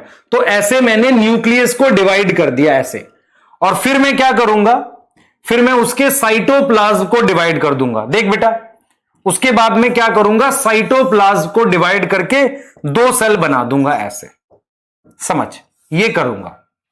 उसके बाद मैंने तुम्हें क्या बोला, इंटरफेज होता है। इंटरफेज, इंटरफेज में कौन कौन से फेज बताए, G1 S G2। इंटरफेज कितना टाइम रखता है, 95% टाइम। इसको कई बार हम रेस्टिंग फेज भी बोल देते हैं। वाई रेस्टिंग फेज, क्योंकि इसमें एम फेज के कंपैरिजन में कम काम हो रहा है। मेरी बात सुनो, एक लड़का दौड़ रहा है, एक चल रहा है और एक रुका हुआ है, ठीक है। तो रुके हुए के कंपैरिजन में चलने वाला तो ठीक है, हमें लग रहा है कि भाई कुछ तो मूव कर रहा है, लेकिन दौड़ते हुए के कंपैरिजन में चलने वाले का ज्यादा पता नहीं चलेगा। तो ऐसा नहीं है कि G1 S और G2 में कोई बदलाव नहीं हो रहे हैं, लेकिन इसके कंपैरिजन में रेस्टिंग बोलते हैं इसे, क्योंकि उतने बड़े चेंजेस नहीं हो रहे। तो आप एनसीईआरटी में देखोगे रेस्टिंग फेज लिखा हुआ है। कई बार बच्चा सोचता है यार बदलाव हो रहे, रेस्टिंग लिख दिया एनसीईआरटी ने, पागल है क्या? नहीं, समझो ध्यान से, क्यों? क्योंकि इसमें ज्यादा बड़े हो रहे हैं, इसमें कम हो रहे हैं, तो इस वजह से उसको रेस्टिंग फेज लिख दिया है। अब मैं आपको G1 S और G2 में होने वाले बदलाव आपको पढ़ाने जा रहा हूं। नोट कर लो जल्दी, अगली स्लाइड पे चल रहे हैं, जल्दी बताओ। क्लियर है? ठीक है, हां सही है, बिल्कुल सही है। तो मैं G1 फेज में, जल्दी करो बेटा जल्दी करो। जो बच्चे की कुछ की कंसर्न है कि सर थोड़ा तेज पढ़ाओ, मैं तेज नहीं पढ़ा सकता बहुत ज्यादा, लेकिन आपको मैं जल्दी सिलेबस खत्म करूंगा, जैसे कि हमने पिछले चैप्टर में बहुत क्लासेस लगाई हैं आपका बेसिक बनाने के लिए। अब आप चीजों को समझ पाओगे आसानी से। ठीक है, चलते हैं बेटा। बेटा मैंने जो आपको नोट्स भेजे हैं वो आपको आपके लेक्चर नोट्स के साथ पीडीएफ की फॉर्म में जो डॉक्यूमेंट है ना वहां मिल जाएगा, देख लेना ऐप के अंदर, है ना। आओ, सबसे पहले हम बात करेंगे चेंजेस की। हम किसकी बात कर रहे हैं? G1 फेज की। उसके लिए हम एक छोटी सी सेल साइकिल बनाएंगे, ये बना दी मैंने। इस सेल साइकिल में मेरे पास यहां M फेज है, ये G1 फेज है। G1 फेज में क्या क्या चेंजेस होंगे वो मैं लिखने वाला हूं, ठीक है। ध्यान से देखो, आपके पास ये सेल है, इसका ये न्यूक्लियस है। G1 फेज में क्या होता है? सेल की ग्रोथ होती है, सुनना ध्यान से। तो G1 फेज में सबसे पहले क्या होगा? सेल की ग्रोथ होती है। ग्रोथ का मतलब क्या बढ़ेगा? साइटोप्लाज्म इंक्रीज होगा और साइज इंक्रीज होता है। साइटोप्लाज्म बढ़ता है और साइज इंक्रीज होता है। ध्यान से देखो बेटा, तो मेरे पास ये जो सेल है ये M फेज से यहां आया। अब G1 फेज में यहां पर मेरे पास उसकी ग्रोथ हो रही है। अब जरा बहुत ध्यान से सारी बात सुनेंगे, ध्यान से देखना बेटा, ध्यान से सुनो, समझने की कोशिश करना। देखो, ग्रोथ के लिए ध्यान से सुनना, फॉर ग्रोथ हमें किसकी जरूरत होती है? फूड की नीड होती है, ठीक है। और टू यूज फूड हमें क्या चाहिए होता है? हमें एंजाइम की रिक्वायरमेंट होती है। समझने की कोशिश करना क्या बता रहा हूं। और जो एंजाइम्स हैं वो प्रोटीन है। एंजाइम्स क्या होती है? प्रोटीन होती हैं। तो इसका मतलब क्या होगा कि जैसे आपके पास ये डीएनए है, तो आप इस डीएनए से क्या बनाओगे? आरएनए बनाओगे। इस प्रोसेस को क्या कहते हैं? ट्रांसक्रिप्शन। और फिर आरएनए से आप क्या बनाओगे? प्रोटीन बनाओगे। इसको हम क्या कहते हैं? ट्रांसलेशन। मैंने जो बात बोली उसको फिर से समझो। मैंने कहा कि ग्रोथ के लिए खाना चाहिए। खाने को क्या करेंगे? यूज करेंगे। किस लिए? प्रोड्यूस एनर्जी, एनर्जी बनाने के लिए। और किसके लिए? प्रोड्यूस वॉल मटेरियल, दीवारें बनाने के लिए। इसके लिए खाना यूज करेंगे। इन सबको कराने के लिए एंजाइम चाहिए। और एंजाइम क्या होती हैं? प्रोटीन होती हैं। तो जो डीएनए है उससे ट्रांसक्रिप्शन के थ्रू आरएनए बनाते हैं और आरएनए से प्रोटीन बनाते हैं। तो यह लिखना गलत नहीं होगा, यह लिखना गलत नहीं होगा कि G1 फेज में ग्रोथ होती है तो एक प्रोसेस होते हैं जिन्हें आप लिखोगे ट्रांसक्रिप्शन एंड ट्रांसलेशन। ट्रांसक्रिप्शन और ट्रांसलेशन अकर इन G1 फेज। क्या मेरी बात समझ में आई कि नहीं? G1 फेज में सेल का साइज बढ़ता है। सेल का साइज बढ़ाने के लिए खाना चाहिए, खाने को यूज करने के लिए एंजाइम चाहिए। जैसे मैं कहता हूं फोन प्लास्टिक का बना है, एंजाइम प्रोटीन का बना है। और वो प्रोटीन बनाने के लिए दो प्रोसेस होते हैं, ट्रांसक्रिप्शन और ट्रांसलेशन। वो G1 फेज में होगी। कोई डाउट? मत करो यार चैट, खराब लग रहा है। ट्रांसलोकेशन नहीं बोला, ट्रांसक्रिप्शन और ट्रांसलेशन बोला है। यहां तक ठीक है?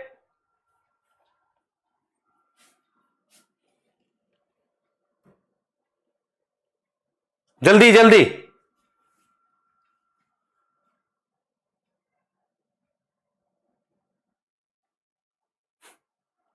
जल्दी बेटा जल्दी,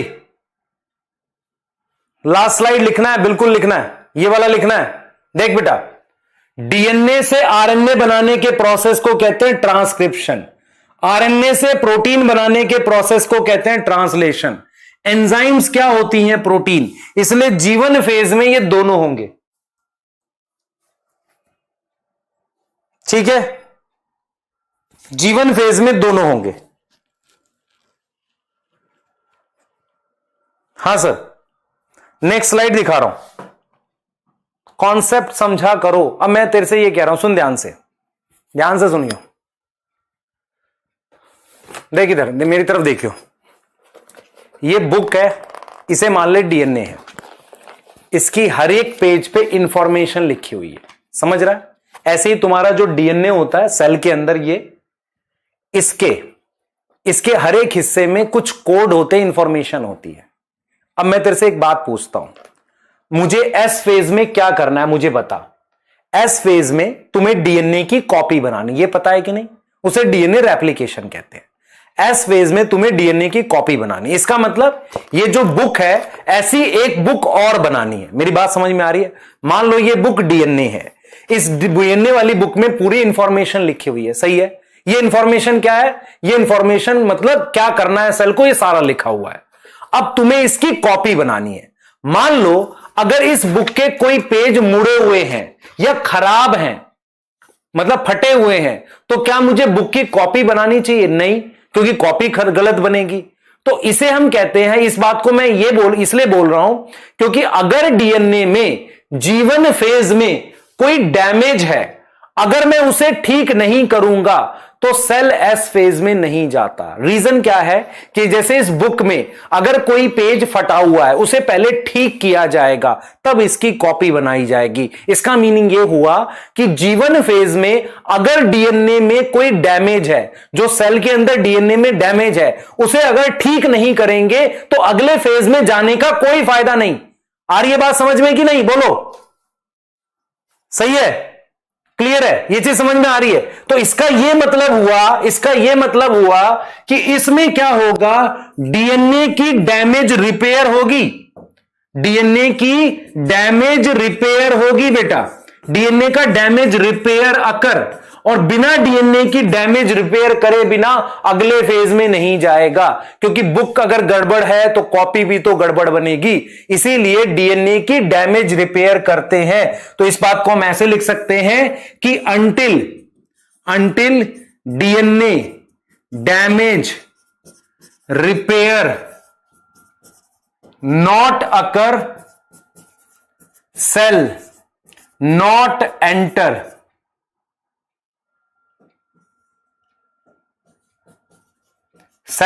एंटर इनटू एस फेज। क्या मेरी बात समझ में आई कि नहीं? बताओ, आया समझ आया सर? हां जी, ठीक है। तो जब तक डीएनए डैमेज रिपेयर नहीं करेंगे अगले फेज में ही जाएंगे। डीएनए डैमेज कैसे हो जाता है? मान लो तुम यूवी लाइट में, तुम धूप में निकल गए, तो तुम्हारे किसी सेल का डीएनए यूवी लाइट पड़ने से डैमेज हो जाता है, इसलिए तो सन प्रोटेक्शन क्रीम लगाई जाती है। सर सबका हो सकता है, पर हमारा क्या है बेटा, इंडिया में कलर जो है बहुत वाइट नहीं है, मिक्स है, उस वजह से उतना सन का इंपैक्ट नहीं पड़ता। मेलानिन बचाता हमें, सनलाइट से कौन बचाता है? मेलानिन बचाता है। जो जिनका बिल्कुल व्हाइट होगा उसमें सनलाइट का ज्यादा इंपैक्ट होगा, पर इसका मतलब नहीं है कि डैमेज होगी ही, हो सकती है। डीएनए कैसे डैमेज हो जाती है? लाइट, यूवी लाइट से हो सकती है। समझ में आ रहा है? इसीलिए कहते हैं ना कि स्किन कैंसर का मेन रीजन क्या है? यूवी लाइट है, क्योंकि वो डीएनए को डैमेज करता है, उससे सेल साइकिल का कंट्रोल खो जाता है। आई समझ? क्लियर है? पता नहीं कैसे कैसे। आ जाओ इधर देखो, ये स्लाइड। मैंने क्या बोला समझ में नहीं आया किसी को? मैंने बोला डीएनए डैमेज कैसे हो सकता है? कोई भी हार्मफुल केमिकल या कुछ भी कर सकता है, वो किसी के भी सेल को कर सकता है, यूवी लाइट कर सकती है, ठीक है? हां सही है। आगे चलेंगे, टाइम हो गया, पिटाई कर दूंगा। 6:30 बजे क्लास स्टार्ट हुई है, झूठ बोलोगे मक्कार। आ जाओ, अब हम बात करेंगे एस फेज। एस फेज में क्या होता है, ध्यान से सुनना, जीवन में इतना ही याद करना है। एस फेज में क्या होगा, इधर देखो, तुम्हारे पास ये सेल है, ये सेल है, इसके अंदर ये न्यूक्लियस है। आपको पता है न्यूक्लियर मेम्ब्रेन डबल होती है ऐसे, हां सर, न्यूक्लियर मेम्ब्रेन ऐसे डबल होती है। यहां पर हम क्या बनाते हैं, इस तरीके से धागा बनाते हैं, इसे क्रोमैटिन कहते हैं। हां सर, आपने क्रोमैटिन बताया था। अब इस डीएनए को डबल करना है जो क्रोमैटिन की फॉर्म में है। तो एस फेज में क्या होता है, सिंथेसिस फेज कहते हैं इसे, सिंथेसिस फेज कहते हैं, जिसमें क्या होगा, DNA get double inside nucleus, nucleus के अंदर डीएनए डबल हो जाता है, ठीक है। इसकी एक और कॉपी बन जाती है, डीएनए की क्या बन जाती है, कॉपी बन जाती है। कॉपी कैसे बनती है बेटा, हम उसकी एक तरीके की फोटो कॉपी बना लेते हैं। तो हम ये लिखते हैं डीएनए जो होगा डबल होगा किसके अंदर, न्यूक्लियस के अंदर। तो हमारे पास क्या होगा, इसके लिए हम वर्ड यूज कर सकते हैं डीएनए रेप्लिकेशन अकर, डीएनए क्या होगा, रेप्लिकेशन होगा।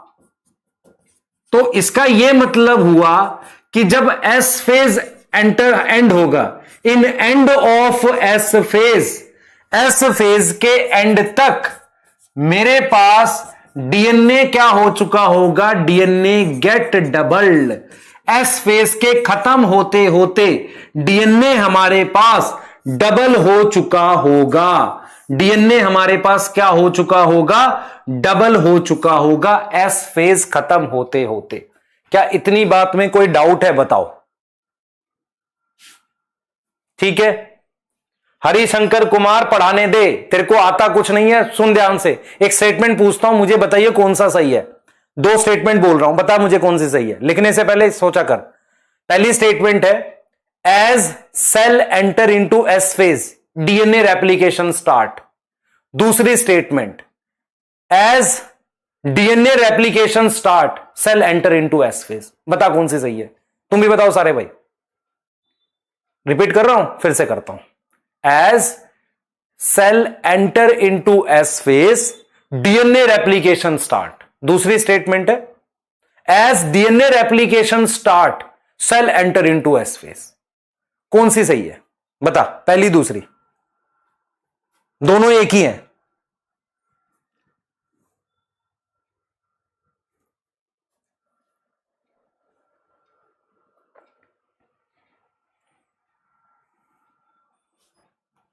दोनों ठीक है। देख मैंने क्या बोला है, लिख भी देता हूं, बताइए मुझे।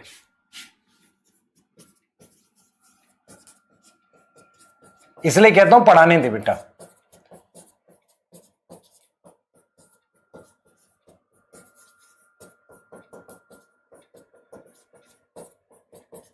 दूसरी,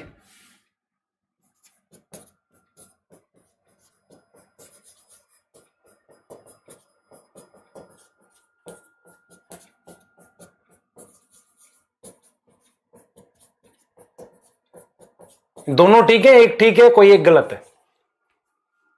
अब सुन लो ध्यान से, जो बच्चे पोल वोल नहीं करा रहा, इधर ध्यान दे, पोल के पीछे पड़े रहते, ये ठीक है ये गलत है। रीजन सुन ध्यान से, रीजन ये है MG1SG2। सुन ध्यान से, ऐसा नहीं है कि सेल इस फेज में एंटर करेगा तो डीएनए रेप्लिकेशन स्टार्ट होगी। सेल कोई कूद के थोड़ी जा रहा है किसी फेज में। या तुम्हारी लाइफ में मान ले मैं कहता हूं कि तुम्हारी टीन एज स्टार्ट हो गई है, अब चेंजेस स्टार्ट होंगे, चेंज को ही तो टीन एज कह रहे हैं। तो जब डीएनए रेप्लिकेशन स्टार्ट होती तो हम मानते हैं वो एस फेज में आ गया। ऐसा थोड़ी है सेल कूद के पहले एस फेज में जाएगा, हां अब डीएनए रेप्लिकेशन स्टार्ट करनी है, ये गलत बात है। क्योंकि ये पूरा प्रोसेस एक कॉन्टिन्यूअस प्रोसेस है। जैसे ही डीएनए रेप्लिकेशन स्टार्ट होती है, सेल एस फेज में ऑटोमेटिकली आ जाता है। ऐसा थोड़ी कि एस फेज कोई जगह है जिसमें वो जाएगा तो स्टार्ट होगा। ये तो चेंज हो रहे हैं, लगातार चलते रहते हैं।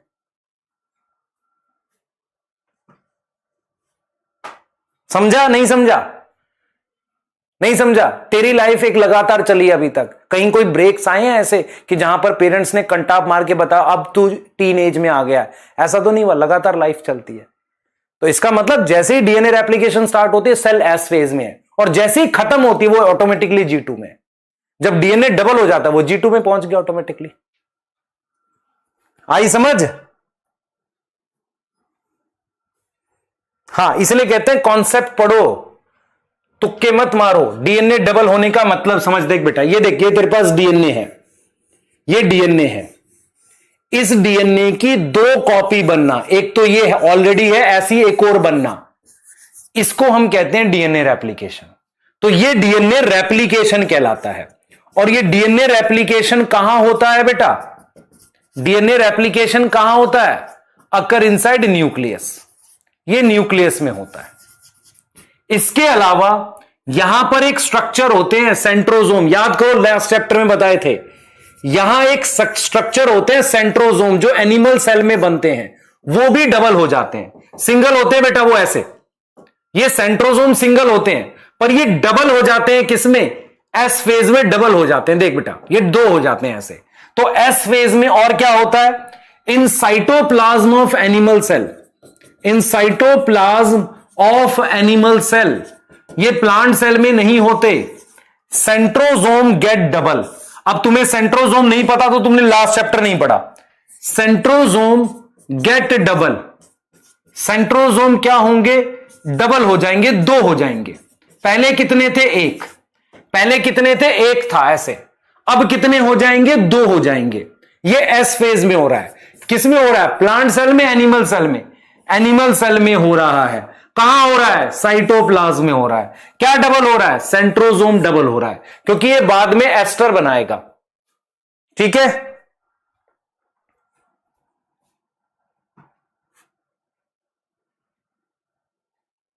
क्लियर है? हां, अगला सुन ध्यान से। एक प्रोटीन होती है हिस्टोन्स, हिस्टोन्स भी एस फेज में डबल होती हैं। हिस्टोन्स क्या होती हैं? Get double in S phase. अब एक डायग्राम दिखाऊंगा, ध्यान से सुनना, इसको आपको समझ आ जाएगी। इधर देखो, इस डायग्राम पे ध्यान दो, फिर पहले लिख लो इसको इतना, फिर डायग्राम पे ध्यान दो, उससे और चीजें क्लियर होंगी। तो एस फेज में 3 बातें याद रखनी है। पहला, डीएनए डबल होता है, मतलब क्रोमेटिन जो है उसकी एक कॉपी और बन जाती है। दूसरा, साइटोप्लाज्म में सेंट्रियोल डबल होते हैं, किसके? एनिमल सेल के, प्लांट के नहीं। तीसरा, हमारे पास क्या होता है? हिस्टोन्स भी डबल हो जाती हैं, क्योंकि डीएनए डबल हो चुका है। इधर देखेंगे सारे बच्चे डायग्राम को। क्या मैं बनाऊं?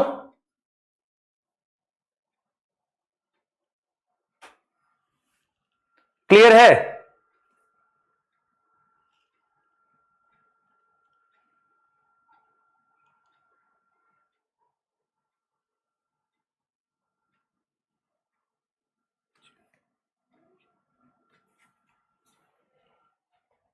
एक अभी भेज रहा है फर्स्ट करेक्ट है, मानते नहीं है। इधर देख बेटा, देख ध्यान से, ये डीएनए है सर। डीएनए धागा होता है, उस डीएनए को एक खास तरह की प्रोटीन पे लपेटते हैं ऐसे। इस प्रोटीन को क्या बोलते हैं? हिस्टोन। और ये डीएनए हो गया। अब धीरे धीरे डीएनए को कंडेंस करते हैं। हिस्टोन्स इसी में होती हैं ऐसे कहीं पर, और डीएनए को कंडेंस करते हैं ऐसे, कंडेंस कर रहे हैं, और फाइनली इससे हम क्रोमोसोम बनाते हैं। ठीक है? तो मैं आपको जो चीज बोलने जा रहा हूं सुनना ध्यान से। ये मेरे पास डीएनए है, हिस्टोन प्रोटीन की मदद से डीएनए पैक होता है, तो इसे मैं क्रोमेटिन कहता हूं। क्रोमेटिन 2 तरीके का होता है, एक लेस कंडेंस जो कम कंडेंस है, एक ज्यादा कंडेंस। ज्यादा कंडेंस को हम कहते हैं हेट्रोक्रोमेटिन, हेट्रोक्रोमेटिन। और उससे भी ज्यादा कंडेंस को कहते हैं क्रोमोसोम। इसको कहते हैं यूक्रोमेटिन। इतनी बात आपको याद रखनी है।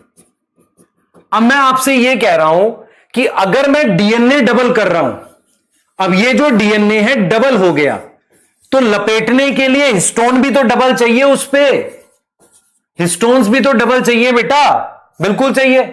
तो हिस्टोन्स को कहां डबल करते हैं? एस फेज में ही करना पड़ता है। हिस्टोन्स को कहां डबल करते हैं? एस फेज में ही करना पड़ता है। जैसे मान लो ये हिस्टोन्स थी, ये हिस्टोन्स है, तो डीएनए अब डबल हो गया, 2 कॉपी हो गई, तो हिस्टोन भी तो चाहिए। ये चीज समझ में आ रही है? दूसरा, जब मुझे डीएनए डबल करना होता है तो डीएनए को वापसी, देखो क्रोमैटिन कंडेंस फॉर्म है, क्रोमैटिन को वापसी डीएनए में खोलना पड़ता है। मैं रिपीट करूंगा, जब डीएनए डबल करना है, रेप्लिकेट करना है एस फेज में, तो क्रोमैटिन को वापसी डीएनए में खोलना पड़ेगा। अब मुझे बताओ कि यू क्रोमैटिन और हेट्रोक्रोमैटिन में से कौन सा डीएनए आसानी से खुलेगा? मैंने क्या बोला, सुनो। एस फेज में डीएनए रेप्लिकेशन, डीएनए की कॉपी बनती है। डीएनए किस रूप में होता है? क्रोमैटिन के रूप में होता है, ठीक है। क्रोमोसोम कब दिखता है? सिर्फ एम फेज में दिखता है। इतनी बात में कोई डाउट नहीं सर। ये जो क्रोमैटिन है इसको वापसी डीएनए में खोलना पड़ता है एस फेज में, ताकि कॉपी बना सकें, सही है। अब यू क्रोमैटिन और हेट्रो में से ज्यादा कंडेंस कौन सा है? हेट्रोक्रोमैटिन है। किसको खोलना मुश्किल है? हेट्रोक्रोमैटिन को। तो मुझे बताओ कि यू क्रोमैटिन और हेट्रो में से रेप्लिकेशन किसकी पहले होगी? जो जल्दी खुलेगा। कौन जल्दी खुलेगा? You chromatin. तो पुराने प्रीवियस ईयर, बहुत पुराने नीट के क्वेश्चन है जिसमें यह पूछा गया है कि एस फेज में कौन रेप्लिकेट पहले होता है, यू या हेट्रो? आंसर तुम्हारे पास है। आया समझ? क्रोमोसोम कब दिखेगा? सिर्फ एम फेज में। G1 फेज में क्या होता है? क्रोमैटिन। G2 में क्या होता है? क्रोमैटिन। एस फेज में क्या होता है? क्रोमैटिन। क्लियर है? तो डीएनए रेप्लिकेशन के वक्त डीएनए को खोलना पड़ता है। क्या सारा एक साथ खोलते हैं? नहीं खोल सकते, थोड़ा थोड़ा करके खोलते हैं। पहले कौन खोलेंगे? यू और हेट्रो? यू। बेटा अभिषेक कुमार, तुम्हारी क्लास छूटी हुई है पहले की, हमें मत बताओ कि तुम्हें समझ नहीं आ रहा। दूसरी बार पढ़ा रहा हूं ये टॉपिक। क्या मजाक कर रहा है बेटा? कुछ भी लिखने से पहले कम से कम अपने अंदर तो झांक थोड़ा सा। पुरानी क्लास छोड़े बैठा और लिख रहा है समझ नहीं आ रहा। ये नहीं पढ़ा है मैंने पहले भी? चैट में बताओ जरा जल्दी से। बाकी बच्चों को आ रहा, तुम्हें ही ना आ रहा। पढ़ने का तरीका सीख, नहीं तो क्या फायदा होगा बेटा पढ़ाने का, मुझे बता।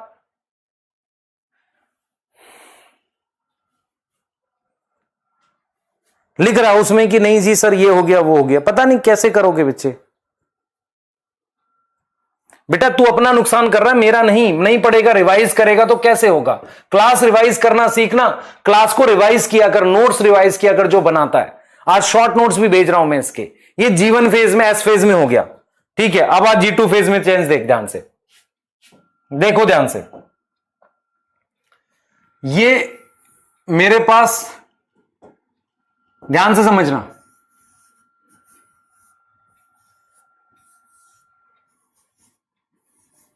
ये सेल है,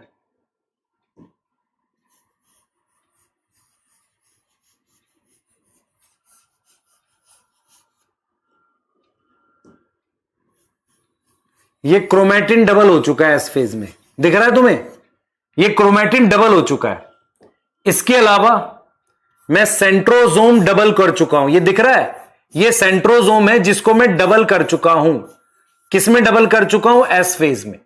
अब G2 फेज में क्या होगा सुनो ध्यान से। G2 फेज में एम फेज के लिए तैयारी होगी, समझो, ठीक है? क्लियर है? ध्यान सुन। G2 फेज में एम फेज की तैयारी होगी। कैसे होगी? सुन ध्यान से। G2 फेज क्या है? G2 फेज है gap between S phase and M phase. S और एम के बीच का गैप है G2, ठीक है? पहला पॉइंट ये हो गया, ठीक है? पहला पॉइंट ये हो गया। G2 किसके बीच का गैप है? एस और एम के बीच का गैप है। सेल प्रिपेयर करता है, prepare itself to divide. Cell prepare करता है खुद को डिवाइड करने के लिए। सेल प्रिपेयर करता है खुद को क्या, डिवाइड करने के लिए। तो G2 फेज में क्या क्या काम बाकी है, सुनो ध्यान से। हम क्या करेंगे, M फेज में सेल को डिवाइड करेंगे तो मुझे क्या चाहिए, स्पिंडल फाइबर चाहिए। अब मुझे बताओ स्पिंडल फाइबर किस प्रोटीन के बने थे, याद है कि नहीं, तुम्हें याद है स्पिंडल फाइबर किस प्रोटीन के बने थे, ट्यूबुलिन प्रोटीन के। तो क्या होगा बेटा, इसमें प्रोटीन सिंथेसिस होगी। प्रोटीन सिंथेसिस का क्या मतलब है, प्रोटीन सिंथेसिस का मतलब है मेरे पास ट्रांसक्रिप्शन और ट्रांसलेशन दोनों G2 में भी होता है।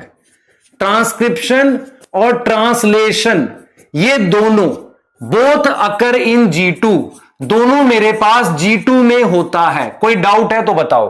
और कौन सी प्रोटीन बनाते हैं, याद करो, ट्यूबुलिन प्रोटीन। ट्यूबुलिन प्रोटीन बनाएंगे। और ये ट्यूबुलिन प्रोटीन किस लिए चाहिए, ट्यूबुलिन प्रोटीन चाहिए किस लिए चाहिए, require to form spindle fiber in M phase.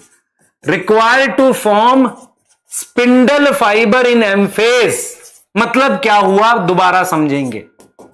आपके पास S फेज में मैं सेंट्रोजोम डबल कर चुका हूं, DNA डबल कर चुका हूं, अब मैं G2 में तैयारी करूंगा M फेज की। तो ये दूसरा गैप है। अब इसमें हम क्या करते हैं, इसमें सबसे पहले हम क्या करेंगे, प्रोटीन बनाएंगे जो M फेज में चाहिए। स्पिंडल फाइबर बनाने के लिए मुझे ट्यूबुलिन प्रोटीन की जरूरत होती है। याद करो मैंने पढ़ाया है सेल में, वो ट्यूबुलिन प्रोटीन मेरे को कहां बन के देगी, G2 फेज में बनेगी। इसके अलावा कुछ ऐसी ऑर्गेनल्स हैं जैसे कि माइटोकॉन्ड्रिया, उनको भी डबल करते हैं ताकि M फेज में दोनों सेल को माइटोकॉन्ड्रिया दे सके। जैसे मान लो एक माइटोकॉन्ड्रिया है सेल में, अगर मैं 2 बनाऊंगा तभी तो दोनों सेल को दे सकूंगा। तो कुछ ऑर्गेनल्स, कौन सी organelles, some organelles like mitochondria और प्लास्टिड जिनका अपना DNA होता है, get double in G2, get double in G2। तो एक तरीके से हम तैयारी करते हैं किसमें, G2 फेज में, किसकी, M फेज की। तो क्या क्या करते हैं, ट्यूबुलिन प्रोटीन बनाते हैं, माइटोकॉन्ड्रिया डबल करते हैं, और जो भी तैयारियां हैं M फेज से पहले वो पूरी करते हैं। जब ये तैयारी पूरी हो जाती है तो सेल डिवीजन स्टार्ट होता है जिसे M फेज कहते हैं। इतना क्लियर है।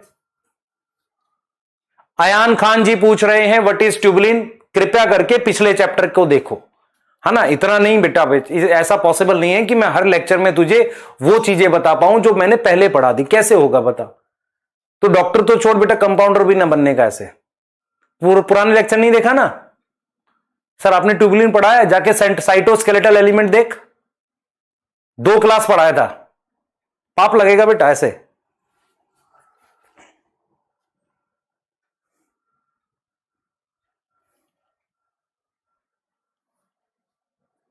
बेटा सुनो, तुम में से जिन बच्चों को पढ़ने में प्रॉब्लम होती है 11th में, देखो मैं क्या प्रॉब्लम है, तुम्हें एक सिटिंग कैपेसिटी नहीं है, तुम बैठ नहीं पाते हो अधिकतर देर तक, मतलब पढ़ने के लिए बैठने में दिक्कत है तुम्हें। तो क्या करना पड़ेगा, तुम डेली क्लास के नोट्स डेली रिवाइज करो, आज का पढ़ाया हुआ आज रिवाइज करो और क्लास स्टार्ट होने से पहले रिवाइज करो, याद रहेगा। सबसे ज्यादा आपको शॉर्ट मेमोरी में जो चीजें गई हैं, ये शॉर्ट मेमोरी में गई हैं, जैसे ही तुम इसे क्लास खत्म होते ही 1 घंटे के अंदर रिवाइज करोगे, ये लॉन्ग मेमोरी में चली जाएंगी, याद रहेंगी लंबे समय तक। फिर एनसीईआरटी कल परसों में पढ़ लो, हो जाएगा याद, ठीक है। हां, अब मैं आपको एक टेबल दे रहा हूं, आप मुझे बताना, ध्यान से सुनना। मैं यहां लिख रहा हूं फेजेस, ये आपको याद करनी है, आपके शॉर्ट नोट में खुद बनानी है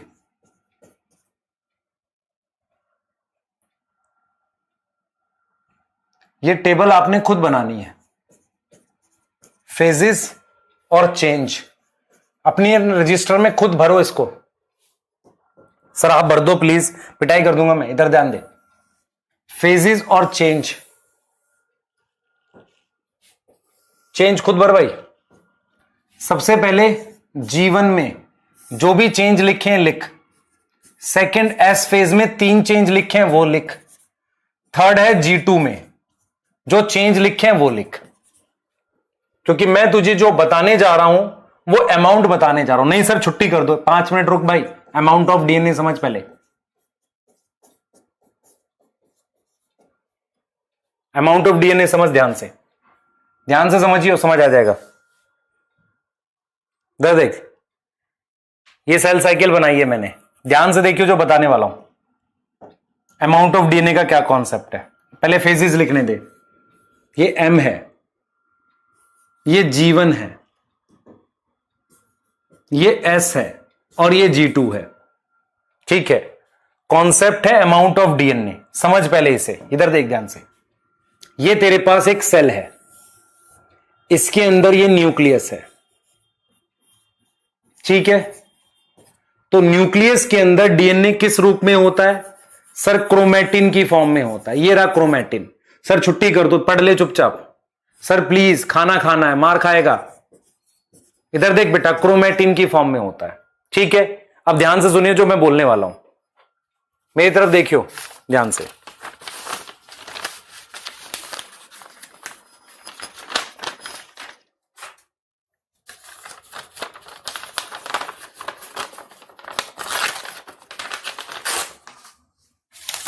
इधर देख बेटा, ये पेज मान ले क्रोमैटिन है। ये पेज क्या है? क्रोमैटिन। ठीक है, उस क्रोमैटिन, इस पेज का जो है कोई वजन वगैरह होगा या कोई कैसे नाप सकते हो? लंबाई नाप सकते हो, वजन नाप सकते हो। हमने क्या किया, इस क्रोमैटिन के अमाउंट को, ये जो क्रोमैटिन है ना ऐसे फोल्ड होके है ना, इस क्रोमैटिन के अमाउंट को मेजर किया एक वैल्यू से, उसे 2C लिखते हैं। तो मेरे पास जो G1 फेज है, इसमें जो क्रोमैटिन का अमाउंट है, क्रोमैटिन जो है ना, इसके अमाउंट को मैं एक वैल्यू दे देता हूं और उस वैल्यू को लिखता हूं 2C।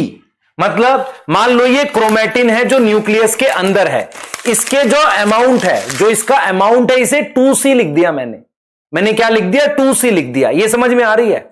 ये क्लियर है कि नहीं? अब ये डीएनए है। अब मुझे एक चीज बता, मेरे पास इसकी एक और कॉपी ये बनी कि नहीं बनी? ये 2 कॉपी हो गई।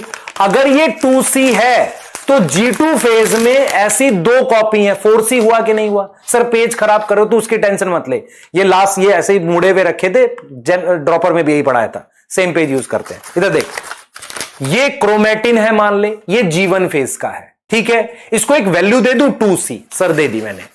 अब G2 फेज में 2C और डबल हो गया ना, डबल हो गया, तो ये दोनों मिला के अब कितना हो गया? 4C हो गया। तो अगर मैं तेरे से कहूं कि मेरे पास अमाउंट ऑफ डीएनए इस पूरे G1 फेज में कितना है? 2C। इस क्रोमैटिन को 2C लिख रहे हैं, अमाउंट को। ये 2C क्या है? अमाउंट है। ये वैल्यू 2C से बढ़कर यहां पर 4C हुई है। कैसे हुई है? क्योंकि यहां डीएनए डबल होता है। G2 फेज में जो सेल है, उस सेल के अंदर क्रोमैटिन का अमाउंट ये 2C था मान लो, ये बढ़कर ये डबल हो गया ना, ये डबल हो गया यहां पर। तो इसका जो अमाउंट है वो क्या है? 4C है। 4C है। क्लियर है? और M फेज में यहां तक 4C रहेगा और फिर 2 सेल बनते हैं। यहां पर एक सेल का कितने सेल बनते हैं? 2। तो दोनों में 2C चला गया। तो G1 फेज में ये क्रोमैटिन का अमाउंट 2C है। 2C वैल्यू हमने अपने पास से अज्यूम करी है। जैसे इस पेज का अमाउंट 2C है, फिर इसको डबल किया तो 2C से 4C किस में हुआ? S फेज में। और G2 में कितना हो गया? 4C। और M फेज में जब एक सेल से 2 सेल डिवाइड करोगे तो अमाउंट कितना चला गया? 2C चला गया। तो इसका मतलब अगर आप अमाउंट ऑफ डीएनए समझ पाओ, अमाउंट ऑफ डीएनए समझ पाओ, तो M है, G1 है, S और G2 है। G1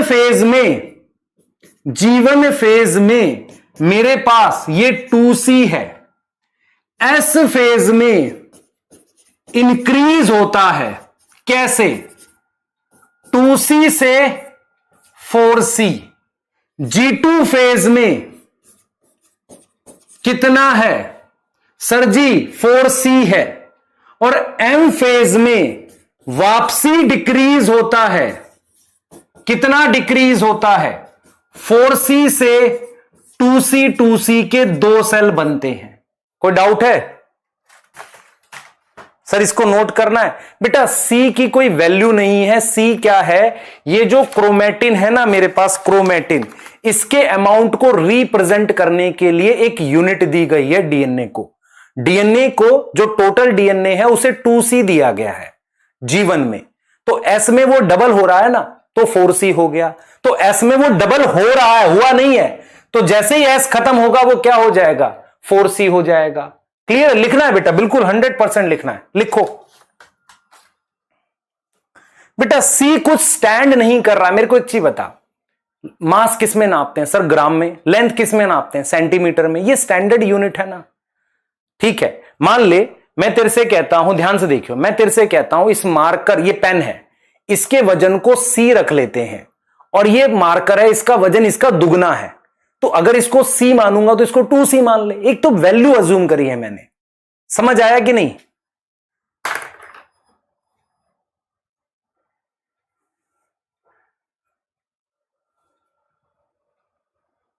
लिख जल्दी।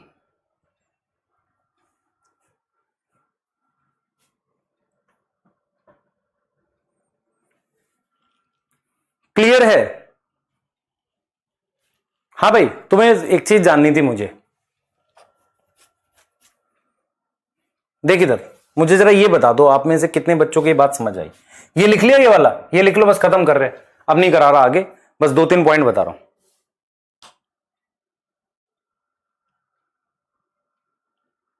हाँ देख इधर, देख इधर, देख बेटा, मैं चाह रहा था कि आप में से मुझे बताओ ये बात आप समझ पाए कि नहीं। ये सेल साइकिल दे रखी है, ये मान लो ईस्ट का सेल है, ये M है, ये G1 है, S और G2, ये ईस्ट के सेल की सेल साइकिल है, ये ह्यूमन के सेल की सेल साइकिल है।